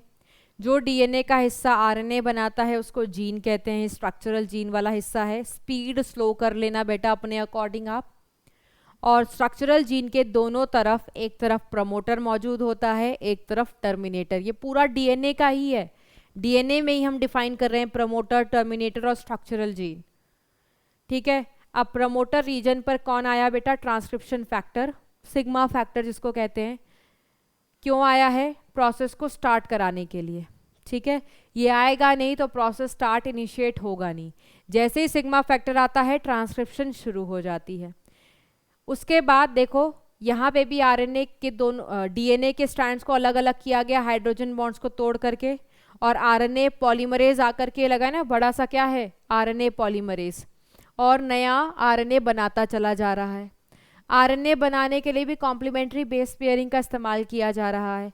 अब ये देखो, ये जो पूंछ जैसी स्ट्रक्चर बन करके आ रही है ना, ये आरएनए पॉलीमरेज था, प्रमोटर रीजन से स्टार्ट हुआ था। ये स्ट्रक्चरल रीजन था, यहाँ के जो न्यूक्लियोटाइड्स थे उनका करस्पॉन्डिंग आरएनए देखो इतना बना चुका है, ठीक है। अब ये धीरे धीरे धीरे धीरे किधर की तरफ जा रहा है, टर्मिनेटर रीजन की तरफ। जैसे ही आरएनए पॉलीमरेज अपने इस इतने हिस्सा जो आरएनए का बन चुका है ये टर्मिनेटर के पास जाएगा तो ये प्रोसेस स्टॉप हो जाएगी, ठीक है। देख लो, ये देखो पहुंचने वाला है टर्मिनेटर पर। टर्मिनेटर पे जैसे ही पहुंचेगा जो रो फैक्टर होता है बेटा वहां पर, वो आरएनए पॉलीमरेज को अलग कर देगा और ये जो आरएनए बन करके आया है नया इसको अलग कर देगा। अगर ये प्रोकैरियोट्स में चला होगा तो प्रोकैरियोट्स में ये सब साइटोप्लाज्म में हुआ होगा। ये आरएनए कहाँ बन करके आया होगा, साइटोप्लाज्म में। जो प्रोकैरियोट्स में आरएनए बन करके आता है उसमें सिर्फ और सिर्फ एक्सॉन्स होता है, तो ये आरएनए जो बना है ऑलरेडी फंक्शनल है, इसको फंक्शनल बनाने के लिए कुछ भी नहीं करना पड़ता। बट अगर ये आरएनए यूकैरियोट्स में बन करके आया होगा तो इसमें एक्सॉन्स और इंट्रॉन्स दोनों होंगे। एक्सॉन इंट्रॉन्स दोनों होंगे तो इस आरएनए को हम एचएनआरएनए कहेंगे। ये जो एचएनआरएनए यूकैरियोट्स में बनकर के आता है this is highly non functional. क्यों? क्योंकि इंट्रॉन्स के का बना हुआ है और इंट्रॉन्स नॉन कोडिंग होते हैं, कुछ भी नहीं करते। तो सबसे पहले उस नॉन कोडिंग रीजन को हटाना पड़ता है, स्प्लाइसिंग करा के कैंची लाएंगे काट देंगे, इंट्रॉन्स हटा देंगे, फिर आरएनए बन करके आएगा, उसमें सिर्फ exon exon exon exon exon होगा। इस आरएनए को हम functional RNA, processed RNA, mRNA कहते हैं। और यही एमआरएनए फिर ट्रांसलेशन में जाएगा और प्रोटीन बनाएगा, ठीक है। ये देख लो, इन्होंने यूकैरियोटिक का एग्जाम्पल लिया है, इसमें देखो एक्सॉन्स भी हैं और इंट्रॉन्स भी हैं। तो ये RNA actually hnRNA, heterogeneous nuclear RNA. Eukaryotes में कहाँ पर बना होगा, न्यूक्लियस के अंदर, क्योंकि डीएनए वहीं होता है तो ट्रांसक्रिप्शन भी वहीं हुई होगी। अब इस इंट्रॉन्स को हटाया जाएगा, हटाने के लिए एसएनआरएनए प्लस प्रोटीन का इस्तेमाल करते हैं, उसको स्नर्व प्रोटीन कहते हैं। तो इंट्रॉन्स के दोनों तरफ स्नर्व्स प्रोटीन आकर के लग गए। अब ये इसको लूप के फॉर्म में ले जाएंगे, इसको स्प्लाइसियोसोम या इंट्रॉन लूप्स कहते हैं, और सारे के सारे इंट्रॉन्स को इसी तरह लूप बना करके निकाल देंगे। तो ये देखो हमारी आ गई प्रोसेस्ड एमआरएनए। इसका ये लाल वाला हिस्सा सिर्फ क्या है, एक्सॉन। एक्सॉन अच्छा वाला सेगमेंट होता है, कोडिंग सेगमेंट होता है। तो इनमें प्रोसेसिंग कराई जाती है। प्रोसेसिंग के लिए हम एक तो स्प्लाइसिंग कराते हैं, 5 प्राइम एंड की तरफ कैप ऐड होता है मिथाइल गोनोसिन ट्राइफॉस्फेट, इस प्रोसेस को कैपिंग कहते हैं। और 3 प्राइम के तरफ ये हरा वाला क्या है, टेल है। टेल में एडेनाइलेट रेसिड्यूज ऐड की जाती है 200 से 300 बार, इसको पॉलीएडेनाइलेशन या टेलिंग कहते हैं। ये सब प्रोसेसिंग का हिस्सा है अगर ट्रांसक्रिप्शन यूकैरियोट्स में हुई होगी। ऐसी प्रोसेसिंग आपको प्रोकैरियोट्स में जरूरत नहीं पड़ती है, ठीक है। अब क्योंकि ये यूकैरियोट का दिखा रहे हैं तो ये आरएनए न्यूक्लियस के अंदर बना है। जो नेक्स्ट स्टेप है ट्रांसलेशन, प्रोटीन का बनना साइटोप्लाज्म में होता है, तो इसको न्यूक्लियस से साइटोप्लाज्म में लाया जाएगा। न्यूक्लियस में छेद होता है ना, न्यूक्लियस पोर, तो ये आरएनए उसी पोर के थ्रू साइटोप्लाज्म में आ जाएगा। देखो इस डायग्राम में बहुत ब्यूटीफुली दिखाया हुआ है एनिमेशन में, ये देखो पोर के थ्रू निकल करके साइटोप्लाज्म में आ गया है। अब इस साइटोप्लाज्म में आने के बाद बेटा ये देखो ये सिंगल स्ट्रैंडेड एमआरएनए बन गए हैं। एमआरएनए का सिंगल स्ट्रैंड होना बहुत ज़रूरी है क्योंकि सिंगल स्ट्रैंड आरएनए का ही प्रोटीन बन सकता है, ठीक है। अब यहाँ पर ये क्या दिखा रहे हैं, 3 नाइट्रोजन बेस एक साथ मिलते हैं तो क्या होता है, कोडॉन। कोडॉन देखो कितने हैं बेटा हमारे, 64 कोडॉन्स होते हैं, जिसमें 61 कोड कर रहे होते हैं, 3 स्टॉप होते हैं जो किसी के लिए कोड नहीं कर रहे होते हैं, ठीक है। ये देखो AUG क्या है, स्टार्ट कोडॉन, और हमारे उस पे लगे होते हैं stop codon. Start protein synthesis को करवाएगा और स्टॉप प्रोटीन सिंथेसिस को बंद करवाते हैं, ठीक है। तो ये हुआ हमारे किसका, प्रोकैरियोट का या यूकैरियोट का ट्रांसक्रिप्शन। प्रोसेस दोनों में सेम है, कुछ कुछ बातों में फ़र्क होती है कि यहाँ मॉडिफिकेशन की ज़रूरत नहीं होती, यहाँ मॉडिफिकेशन की ज़रूरत होती है। तो एनसीईआरटी में जो डायग्राम है इसमें ये समझाते हैं कि ट्रांसक्रिप्शन के बाद यूकैरियोट के केस में क्या क्या मॉडिफिकेशन लगता है। तो कैप ऐड होता है, उसको कैपिंग कहते हैं। टेल ऐड होता है, एडेनाइलेट के रेसिड्यूज, उसको हम टेलिंग कहते हैं। और एक इंट्रॉन्स को रिमूव किया जाता है, उसको स्प्लाइसिंग कहते हैं। तो 3 मॉडिफिकेशन चलती है। इन मॉडिफिकेशन को हम क्या कहते हैं? Post transcriptional modification. क्योंकि ये मॉडिफिकेशन ट्रांसक्रिप्शन के बाद चल रही हैं, इसलिए इसको पोस्ट ट्रांसक्रिप्शनल मॉडिफिकेशन कहते हैं। ये कहाँ चलेंगी बेटा? ये चलेंगी यूकैरियोट्स में, ना कि प्रोकैरियोट्स में। प्रोकैरियोट्स में ये जो आरएनए आ रहा है ये सिर्फ और सिर्फ एक्सॉन का ही है, तो ये ऑलरेडी फंक्शनल है। प्रोकैरियोट्स में जो आरएनए बन करके आ रहा है ना, साथ ही साथ लगे हाथ इस पर राइबोसोम्स लगते जाते हैं और प्रोटीन सिंथेसिस साइमल्टेनियसली चलती जाती। इनमें ऐसा नहीं होता है, एक बार पूरा आरएनए बन जाएगा फिर ही ट्रांसलेशन होएगी। ठीक है, अब ट्रांसलेशन के प्रोसेस को समझने के लिए उससे पहले हम पढ़ेंगे जेनेटिक कोड। अभी थोड़ा सा आपको आइडिया दिया था वीडियो के थ्रू कि जेनेटिक कोड क्या होता है। कोडॉन्स, कोडॉन्स क्या होते हैं? 3 नाइट्रोजन बेस को एक साथ कोडॉन पढ़ा जाता है, इसीलिए कोडॉन के नेचर को ट्रिपलेट कहा गया है। ट्रिपलेट ही क्यों है, सिंगलेट या डबलेट क्यों नहीं है? क्योंकि ट्रिपलेट होंगे तभी तुम 20 अमीनो एसिड कोड कर पाओगे। अगर सिंगलेट या डबलेट होते तो 4 या 16 ही अमीनो एसिड के कॉम्बिनेशंस बनते, तुम्हें 20 चाहिए थे, इसलिए ट्रिपलेट। और देखो ट्रिपलेट, कितने सारे ट्रिपलेट कोडॉन्स आपको दिख रहे हैं। टोटल काउंट करोगे तो 64 है। 64 में 61 कोडिंग होते हैं बेटा, 61 कोडिंग होते हैं, 3 नॉन कोडिंग होते हैं जिसको हम स्टॉप कोडॉन कहते हैं या हम नॉनसेंस कोडॉन कहते हैं या हम टर्मिनेशन कोडॉन कहते हैं, बिकॉज ये किसी भी अमीनो एसिड के लिए कोड नहीं करते। क्योंकि प्रोटीन बनाना है, प्रोटीन पॉलीमर होता है अमीनो एसिड का, और उस अमीनो एसिड की कोडिंग के लिए आपको कोडॉन्स की मदद लगती है। जब भी पढ़ते हैं डायरेक्टली पढ़ते हैं, फुल स्टॉप पंक्चुएशन का इस्तेमाल नहीं करते, इसको कॉमा लेस नेचर कहते हैं। उसके बाद आता है डीजेनरेसी। डीजेनरेसी का मतलब होता है, अब देखो कोडॉन्स तुम्हारे 61 है, बट अमीनो एसिड तो 20 ही कोड करना है ना। दैट मीन्स एक अमीनो एसिड को कोड करने के लिए एक से ज़्यादा कोडॉन है। ये देखो वलीन को कोड करने के लिए 1 2 3 4 कोडॉन है। ल्यूसिन को कोड करने के लिए 1 2 3 4 5 6। एक ही अमीनो एसिड को कोड करने के लिए 6 कोडॉन, एक अमीनो एसिड को कोड करने के लिए 4 कोडॉन। जब एक अमीनो एसिड को कोड करने के लिए एक से ज़्यादा कोडॉन्स होते हैं, इसको हम डीजेनरेसी कहते हैं। बट डीजेनरेसी का एक्सेप्शन है, एक्सेप्शन है एक AUG और एक है UGG। ये दोनों को हम नॉन डीजेनरेट कोडॉन्स कहते हैं, क्योंकि ये कोडॉन ऐसे हैं जो सिर्फ एक ही अमीनो एसिड को कोड करते हैं। AUG किसको कोड करता है बेटा? मेथियोनिन को। ठीक है, AUG किसको कोड करता है? मेथियोनिन को। और UGG किसको करता है? ट्रिप्टोफैन को। यहाँ पर अपनी कॉपी में देख लेना, ये देखो UGG यहाँ रहा ट्रिप्टोफैन, ठीक है, और AUG यहाँ रहा मेथियोनिन। मेथियोनिन और ट्रिप्टोफैन तुम्हें कहीं और दिख ही नहीं रहा होगा, क्योंकि इनको कोड करने के लिए यही अमीनो एसिड है। अब तुम्हें अगर नहीं पता है THRA का फुल फॉर्म, PRO का फुल फॉर्म, SCRO का फुल फॉर्म, ये सारे अमीनो एसिड्स हैं। अमीनो एसिड्स को लिखने के लिए 3 लेटर एब्रिविएशन का इस्तेमाल किया जाता है, तुम ये रेफर कर सकते हो, सारे अमीनो एसिड के नाम लिखे हुए हैं। ठीक है, यूनिवर्सल का मतलब क्या होता है? अगर कोई एक कोडॉन AUG मेथियोनिन के लिए कोड कर रहा है यूकैरियोट्स के केस में, तो यही AUG मेथियोनिन के लिए कोड करेगा इन case of prokaryotes. Nearly universal कहा जाता है। इनिशिएशन कोडॉन क्या होता है बेटा? AUG। AUG तुम्हारा स्टार्ट कोडॉन भी है, और AUG किसके लिए कोड करता है? कोड करता है मेथियोनिन के लिए। इसीलिए NCERT में लिखा हुआ है कि जो AUG है ये डुअल पर्पस सर्व करता है। एक तो स्टार्ट कराता है प्रोटीन सिंथेसिस का प्रोसेस, और दूसरा अमीनो एसिड को कोड करता है।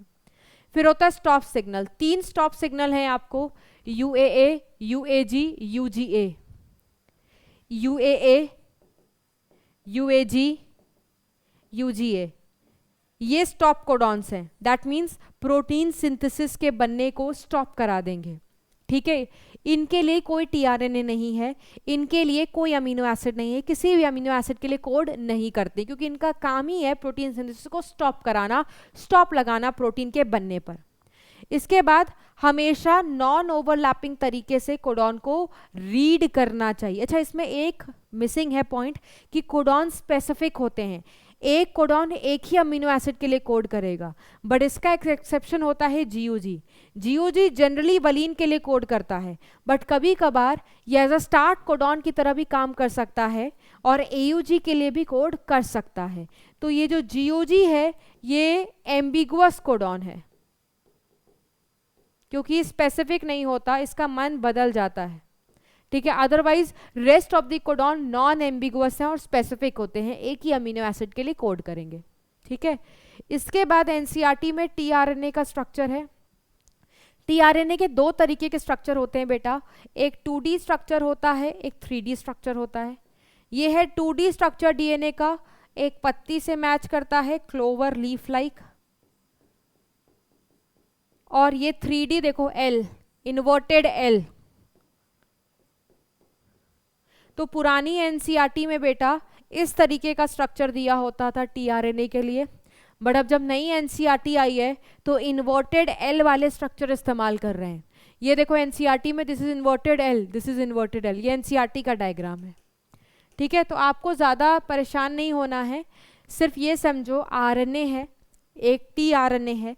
टीआरएनए का काम होता है स्पेसिफिक अमीनो एसिड को एमआरएनए तक पहुंचाना, क्योंकि एमआरएनए पर कोडॉन्स है, हर कोडॉन एक अमीनो एसिड के लिए कोड करता है, बट वो अमीनो एसिड एमआरएनए तक जाएगा कैसे, तो ये टीआरएनए का काम होता है। टीआरएनए को कैसे पता चलेगा कौन सा अमीनो एसिड पहुंचाना है, देखो ये एक एमआरएनए है, एमआरएनए पर ये लगा है कोडॉन, उस कोडॉन का नाम है AGU। टीआरएनए के पास एंटी कोडॉन्स मौजूद होते हैं। एंटी कोडॉन्स क्या होते हैं, कॉम्प्लीमेंट्री नाइट्रोजन बेसिस होते हैं जो कोडॉन पर होते हैं। जैसे कोडॉन पर A है तो यहाँ पर U, यहाँ पर G है तो यहाँ पर C, यहाँ पर U है तो यहाँ पर A, इसीलिए इनको एडाप्टर मॉलिक्यूल भी कहा जाता है। जैसे हर मोबाइल का चार्जर स्पेसिफिक है, अब आईफोन के चार्जर से OnePlus का तो मोबाइल चार्ज नहीं कर सकते क्योंकि फिट नहीं बैठेगा। तो टीआरएनए जैसे उनका एडाप्टर फिक्स्ड होता है ना, तो टीआरएनए एकदम फिक्स हो जाता है कोडॉन के साथ और पेयरिंग कर लेता है। अगर कोडॉन अपने इस एंटी कोडॉन के साथ कोडॉन से चिपक गया है तो उसको समझ में आ जाएगा मैं चिपक गया हूं, दैट मीन्स पक्का से इसके पास AGU कोडॉन है, ये रीड कर लेगा।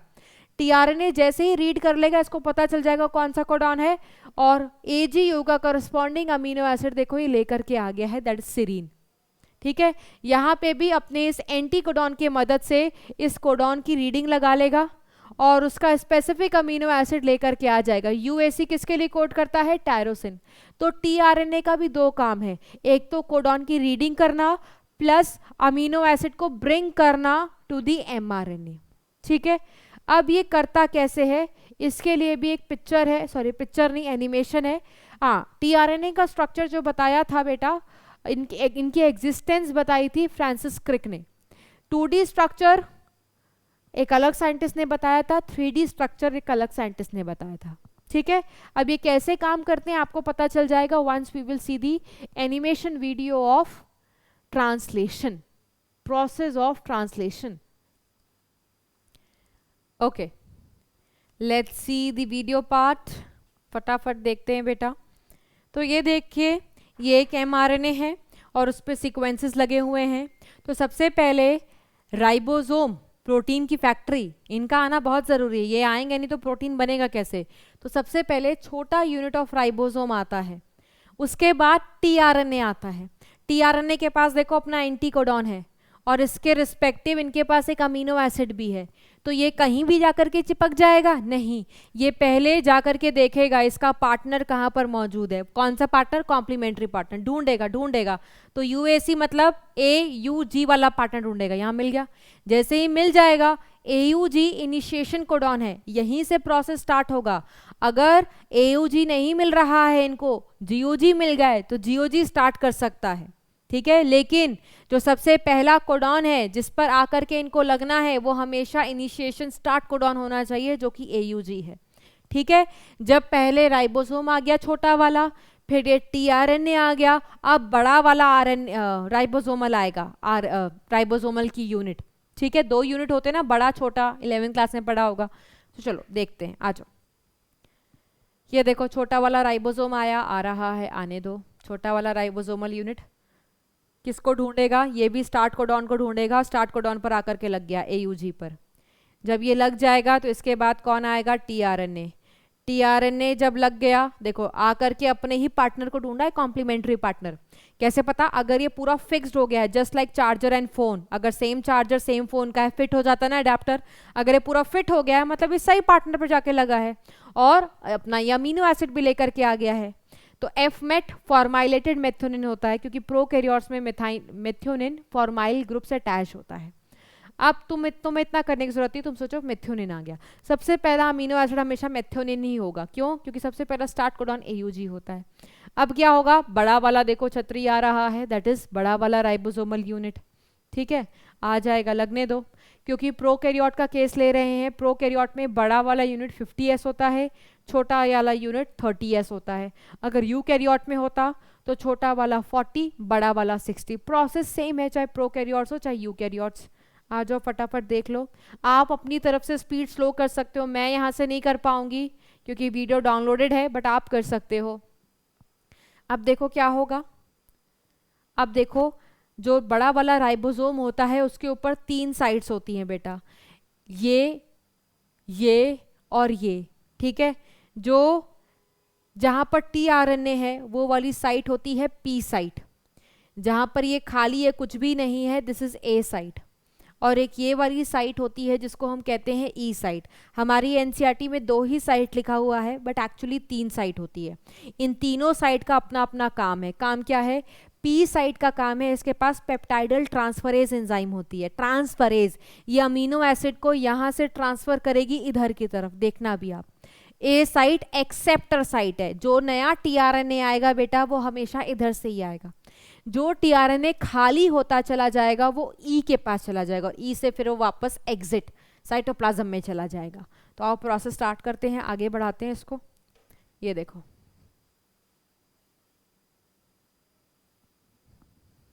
अब यहाँ के लिए तो tRNA आ चुका है, अब इस वाले कोडॉन के लिए tRNA आएगा। हमेशा इधर A साइड से ही आ गया, GGC अपना पार्टनर ढूंढेगा, कॉम्प्लीमेंट्री जाकर के बाइंड कर गया, अमीनो एसिड भी ले आया। अब हुआ क्या बेटा? अब एक्सेप्टर साइड तो भर गया, हमेशा नया tRNA तो एक्सेप्टर साइड से ही आता है। अब क्या करें? बंद, 2 ही अमीनो एसिड आएगा, प्रोटीन सिंथेसिस बंद नहीं। अब एक्सेप्टर साइट इस वाली जगह को खाली करना पड़ेगा। जैसे तुम स्कूल में बैठते हो, तुमने अपने दोस्त के लिए एक सीट रखी हुई है ना। अब लेकिन तुम्हारा कोई एवं क्लासमेट आकर के बैठ गया, तुम चाहते नहीं, तुम भी बोलोगे ना साइड हो जाओ, उसको शिफ्ट करते हो, तो शिफ्टिंग होगी अब यहाँ पर। और शिफ्टिंग से देखो होगा क्या, देखना होगा क्या। सबसे पहले क्या होगा? पेप्टाइडल ट्रांसफरेज एंजाइम क्या करती है, इस वाले अमीनो एसिड को इसके ऊपर भेजेगी। देखो, देखते चलो। पेप्टाइडल ट्रांसफरेज एंजाइम ने ट्रांसफर कर दिया अमीनो एसिड को। जैसे ही ट्रांसफर किया, 2 अमीनो एसिड पास पास आ गए। जैसे ही 2 अमीनो एसिड पास पास आ गए, पेप्टाइड बॉन्ड बना। अब पेप्टाइड बॉन्ड बनने के बाद ये राइबोसोम इस mRNA के ऊपर शिफ्ट मारेगा, घूमेगा, जिसकी वजह से क्या होगा? ये वाला tRNA P साइट पर आ जाएगा, P वाला खाली tRNA E साइट पर आ जाएगा, और एक्सेप्टर साइट तुम्हारा फिर से खाली हो जाएगा। देखना, देखते जाओ। ये देखो शिफ्ट मार रहा है, राइबोसोम आगे घूमा, जिसकी वजह से हुआ क्या? जो यहाँ वाला tRNA था वो यहाँ आ गया, खाली वाला tRNA E पर आ गया। अब ए एक्सेप्टर साइट तुम्हारा खाली हो गया, जिसकी वजह से कोडॉन भी आ गया। अब इस कोडॉन के लिए tRNA आएगा, इधर से आएगा, ले आते हैं, चलो ले आओ। अब देखो होगा क्या? E से एग्जिट, E फॉर एग्जिट था, तो जो खाली tRNA था उसको हमने बाहर फेंक दिया साइटोप्लाज्म में। ये देखो, अब ये आ गया, अपने एंटी कोडॉन के साथ आया, बाइंड कर जाएगा जस्ट लाइक अडेप्टर मॉलिक्यूल, और अपना अमीनो एसिड भी लेकर के आया है। अब फिर से क्या होगा बेटा?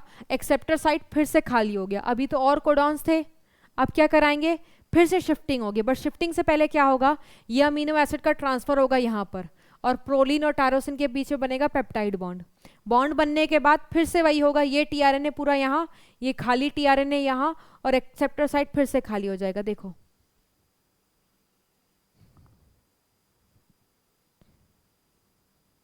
देखो वही सेम प्रोसेस। खाली हो रहा है ना, खाली हो रहा है, मूव कर रहा है, मूव कर रहा है। जो ए पर था वो पी साइड पर आ गया, पी साइड वाला ई साइड पर आ गया। अब ये खाली टीआरएनए उड़ जाएगा, अब एक्सेप्टर साइड फिर से खाली हो गया। यही सिलसिला चलता रहेगा, यही सिलसिला चलता रहेगा। ये सारे के सारे फिर यहाँ आएंगे, पेप्टाइड बॉन्ड बनाएंगे, ये खाली टीआरएनए चला जाएगा, फिर यही होगा, ऐसा ऐसा होते चला जाएगा बेटा। इसको बोलते हैं इलॉन्गेशन ऑफ प्रोटीन चेन। और जब स्टॉप कोडॉन आ जाएगा, इसके लिए कोई टीआरएनए होता ही नहीं, तो अब प्रोसेस टर्मिनेट हो जाएगी। एक रिलीज फैक्टर नाम का चीज़ आकर के लगेगा और इन सब चीज़ों को रिलीज कर देगा। रिलीज मतलब अलग अलग कर देगा, ये सारे फैक्टर्स को अलग अलग कर देगा। देखो ये गायब, सबको तहस नहस अलग अलग कर दिया, और इस तरीके से प्रोटीन का बनना टर्मिनेट हो जाता है। वेरी इजी इट इज़, ठीक है, कितना इजी था, तो मस्त हमने देख लिया है। और प्रोटीन बनाने के लिए देखो एमआरएनए के सीक्वेंस एक्चुअली में ट्रांसक्राइब हो रहे हैं, एमआरएनए के सीक्वेंस एक्चुअली में ट्रांसलेट हो रहे हैं, बट अकेला एमआरएनए नहीं बना सकता प्रोटीन। एमआरएनए को बनाने के लिए राइबोसोमल आरएनए जो राइबोसोम में होते हैं और टीआरएनए की मदद लगेगी। तो तीनों आरएनए मिलकर के ट्रांसलेशन में मदद करते हैं। एक्चुअली कौन ट्रांसलेट हो रहा है, तो एमआरएनए के सीक्वेंसेस, ठीक है। उसके बाद बेटा जो लास्ट एंड फॉरमोस्ट टॉपिक है जो हम रिवाइज और डिस्कस करने वाले हैं, that is lac operon. Lac operon में जो लैक वर्ड आ रहा है बेटा, दैट इज फॉर लैक्टोज, ठीक है। और ओपेरॉन का मतलब क्या है बेटा, ओपेरॉन ग्रुप ऑफ जीन्स होते हैं जो साथ में काम करते हैं। जैसे I is regulator gene, P is promoter gene, O is operator, और ये तीन क्या है बेटा, ये तीन है स्ट्रक्चरल जीन्स। क्या है बेटा, ये तीन स्ट्रक्चरल जीन्स। स्ट्रक्चरल जीन्स बेटा लग्जरी जीन्स होते हैं। हम लग्जरी हर टाइम तो अफोर्ड नहीं कर सकते, चलो बहुत कमा लिया, बहुत सेविंग कर ली है, बट फिर भी सेविंग की है ना तुमने, तो तुम उस लग्जरी को once in a while afford कर पाओगे, नॉट एवरी टाइम। सिमिलरली हमारे सेल के अंदर जो जीन्स हैं, लग्जरी जीन्स, वो हमेशा एक्सप्रेस नहीं होते, तभी एक्सप्रेस होते हैं जब इनकी ज़रूरत होगी। ज़रूरत कब होगी, जब मीडियम में लैक्टोज होता है बेटा, तभी ये एंजाइम अपने आप को एक्सप्रेस करते हैं, अदरवाइज एक्सप्रेस नहीं करते। जब एक्सप्रेस नहीं करते हैं तो हम इनको बोलते हैं स्विच ऑफ, और जब ये एक्सप्रेस होते हैं तो हम इनको बोलते हैं स्विच ऑन। स्विच ऑन कब होंगे, जब जरूरत होगी। ऑफ कब होंगे, जब जरूरत नहीं होगी। जैसे गर्मी लगती है, एसी ऑन कर लेते हैं, ठीक है, गर्मी नहीं लगती है, एसी बंद रहता है, तो ऑन और ऑफ रिक्वायरमेंट के बेसिस पर है। यहाँ पे भी ओपेरॉन ऑन मतलब वो सारे जीन्स वर्क करेंगे जब जरूरत होगी, जब नहीं और जरूरत होगी तो बंद रहेंगे, ठीक है। अब मान लो बेटा मीडियम है, एक तुमने माइक्रोबायोलॉजी का लैब है, कल्चर कर रहे हो, किसको कल्चर कर रहे हो, ई कोलाई को। ई कोलाई को अब तुमने खाने के लिए लैक्टोज दिया है। पहली बात तो बेटा लैक्टोज दिया है तुमने, ग्लूकोज तो दिया नहीं। लैक्टोज एक डाइसैकेराइड है, डाइसैकेराइड को तोड़ना पड़ता है, तोड़ने के लिए एंजाइम्स चाहिए। तो जैसे ही मीडियम में लैक्टोज होगा और ई कोलाई चाहता है उस लैक्टोज को अपने अंदर लेना और लेने के बाद उसको तोड़ना, तो पहले तो उसको अपने अंदर लेने के लिए एंजाइम चाहिए, पर प्लस उसको तोड़ने के लिए एंजाइम चाहिए। तो अगर मीडियम में लैक्टोज है तो तुम्हें उसको तोड़ने के लिए एंजाइम चाहिए। जो एंजाइम उसको तोड़ने वाली हैं या उसको अपने अंदर लेने वाली हैं वो सारी लग्जरी जीन्स हैं। तो अब लग्जरी जीन्स क्या होंगी, एक्सप्रेस करेंगी, दैट मीन्स ओपेरॉन को ऑन होना पड़ेगा। तो होता क्या है, ये देखो आई जीन बेटा एक रेगुलेटर जीन होती है, ये हमेशा एक्सप्रेस होती है चाहे इसकी ज़रूरत हो या ना हो, ये हर कोई अफोर्ड कर सकता है एवरी टाइम। तो ये एक्सप्रेस होती है। जीन एक्सप्रेशन का मतलब क्या है, आरएनए बनाना, और इस आरएनए से बनाती है वो रिप्रेसर प्रोटीन। अगर रिप्रेसर प्रोटीन ऑपरेटर पर जाकर के बैठ जाए, ऊपर वाला केस देखो, ये आई जीन ने रिप्रेसर एमआरएनए बनाया, इसने अपना प्रोटीन बनाया। अगर ये प्रोटीन जाकर के यहाँ पर बैठ गया है तो होता क्या है बेटा, प्रमोटर पर कौन आता है, आरएनए पॉलीमरेज। आरएनए पॉलीमरेज ही तो एमआरएनए वगैरह बनाएगा इस जीन का, स्ट्रक्चरल जीन का। अब प्रमोटर के पास जो आरएनए पॉलीमरेज है वो आगे मूव ही नहीं कर पाता, क्यों, क्योंकि यहाँ पर कौन बैठा है, रिप्रेसर। रिप्रेसर ने इसका रास्ता रोक लिया है। जब हीरो हीरोइन से ना मिल पाए, क्यों, क्योंकि विलन आ जाते हैं बीच में, तो हीरो कौन है, आरएनए पॉलीमरेज, इनकी हीरोइन कौन है, ZYA। तो ये आरएनए पॉलीमरेज ZYA जीन तक पहुंच ही नहीं पाता है। पहुंच ही नहीं पाएगा तो इनका ट्रांसक्रिप्शन नहीं होगा, इन जीन का ट्रांसक्रिप्शन नहीं होगा तो ट्रांसलेशन नहीं होगा, और इस केस में हम बोलते हैं कि ओपेरॉन स्विच ऑफ है। तो ऑफ कराया क्यों गया है, क्यों जरूरत नहीं है? जब मीडियम में लैक्टोज होगा ही नहीं तो तुम ZYA जीन को एक्सप्रेस करा के करा क्या लोगे, फायदा क्या है? लग्जरी को ऐसे ही वेस्ट कर दोगे। तो जब मीडियम में लैक्टोज नहीं है तो तुम्हें नहीं चाहिए वो एंजाइम, तो ओपेरॉन स्विच ऑफ रहेगा। लेकिन जब चाहिए तो ये लैक्टोज, जो लैक्टोज होता है वो रिप्रेसर से बाइंड कर लेता है और उसका शेप बदल जाता है। शेप बदलने की वजह से अब ऑपरेटर उसको पहचान नहीं पाता, तो उसको अपने घर पर बैठाता नहीं है, तो ऐसे रिप्रेसर को हम इनएक्टिव कहते हैं। अब क्या होगा, जो प्रमोटर पर RNA पॉलीमरेज आएगा बेटा, उसका रास्ता बिल्कुल खाली होगा और वो RNA पॉलीमरेज ऑपरेटर के थ्रू होता हुआ पहले Z पे पहुंचेगा, फिर Y पर, फिर A पर, और जैसे ही पहुंचेगा इनका ट्रांसक्रिप्शन करा देगा mRNA में, और mRNA से बन जाएगा Z। क्या बनाता है? Beta galactosidase. ये बीटा गैलेक्टोसाइडेज वो एंजाइम होती है जो लैक्टोज को तोड़ती है ग्लूकोज और गैलेक्टोज में। उसके बाद Y परमिएज, ये वो एंजाइम है जो लैक्टोज की परमिबिलिटी बढ़ा देगी और लैक्टोज फटाफट इकोलाई के अंदर आने लगेगा। ट्रांस एसिटाइलेज का रोल आपको जानने की जरूरत नहीं है, जो मेन फोकस है वो बीटा गैलेक्टोसाइडेज और परमिएज एंजाइम पर है। तो लैक्टोज खुद ही न्योता दे रहा है अपनी एंजाइम को बनाने का और तोड़ने का, तो लैक्टोज इंड्यूसर है, इसीलिए सिस्टम को इंड्यूसिबल सिस्टम कहते हैं। यहाँ पर एंजाइम क्यों बन रही है? लैक्टोज को बनाने के लिए, तोड़ने के लिए? तोड़ने के लिए, इसीलिए इसको क्या कहते हैं बेटा? कैटाबोलिक पाथवे कहते हैं। तो जब मीडियम में लैक्टोज है तभी ओपेरॉन ऑन होता है। तो in the presence of inducer, inducer मतलब lactose, operon will be switched on. In the absence of inducer, operon will be switched off. So this was all about operon system beta. So that was all for today. I hope आपके lecture beneficial होगा। Although 1 hour 40 minute का class हो गया है, ठीक है, and होना ही है बेटा, because it was a lengthy chapter। बहुत सारी चीज़ें समझाने वाली हैं। Although हमने सारे important topics को summarize और revise करने की कोशिश की है, एंड आपके क्विक रिवीजन के लिए चैप्टर बहुत यूजफुल होगा। डिटेल लेक्चर्स के लिए जैसा मैंने आपको बताया है, please refer detail lecture. Revision या समराइज के लिए लेक्चर ज़रूर देखिएगा, डेफिनेटली आपको फ़ायदा मिलेगा। तो यस, आज का लेक्चर यहीं पर एंड करते हैं बेटा, end that was all for today. मिलते हैं नेक्स्ट लेक्चर में नेक्स्ट चैप्टर के साथ, जिसमें हम पढ़ेंगे फिर से NCERT mind map. Till then, bye bye and take care everyone. Bye bye everyone.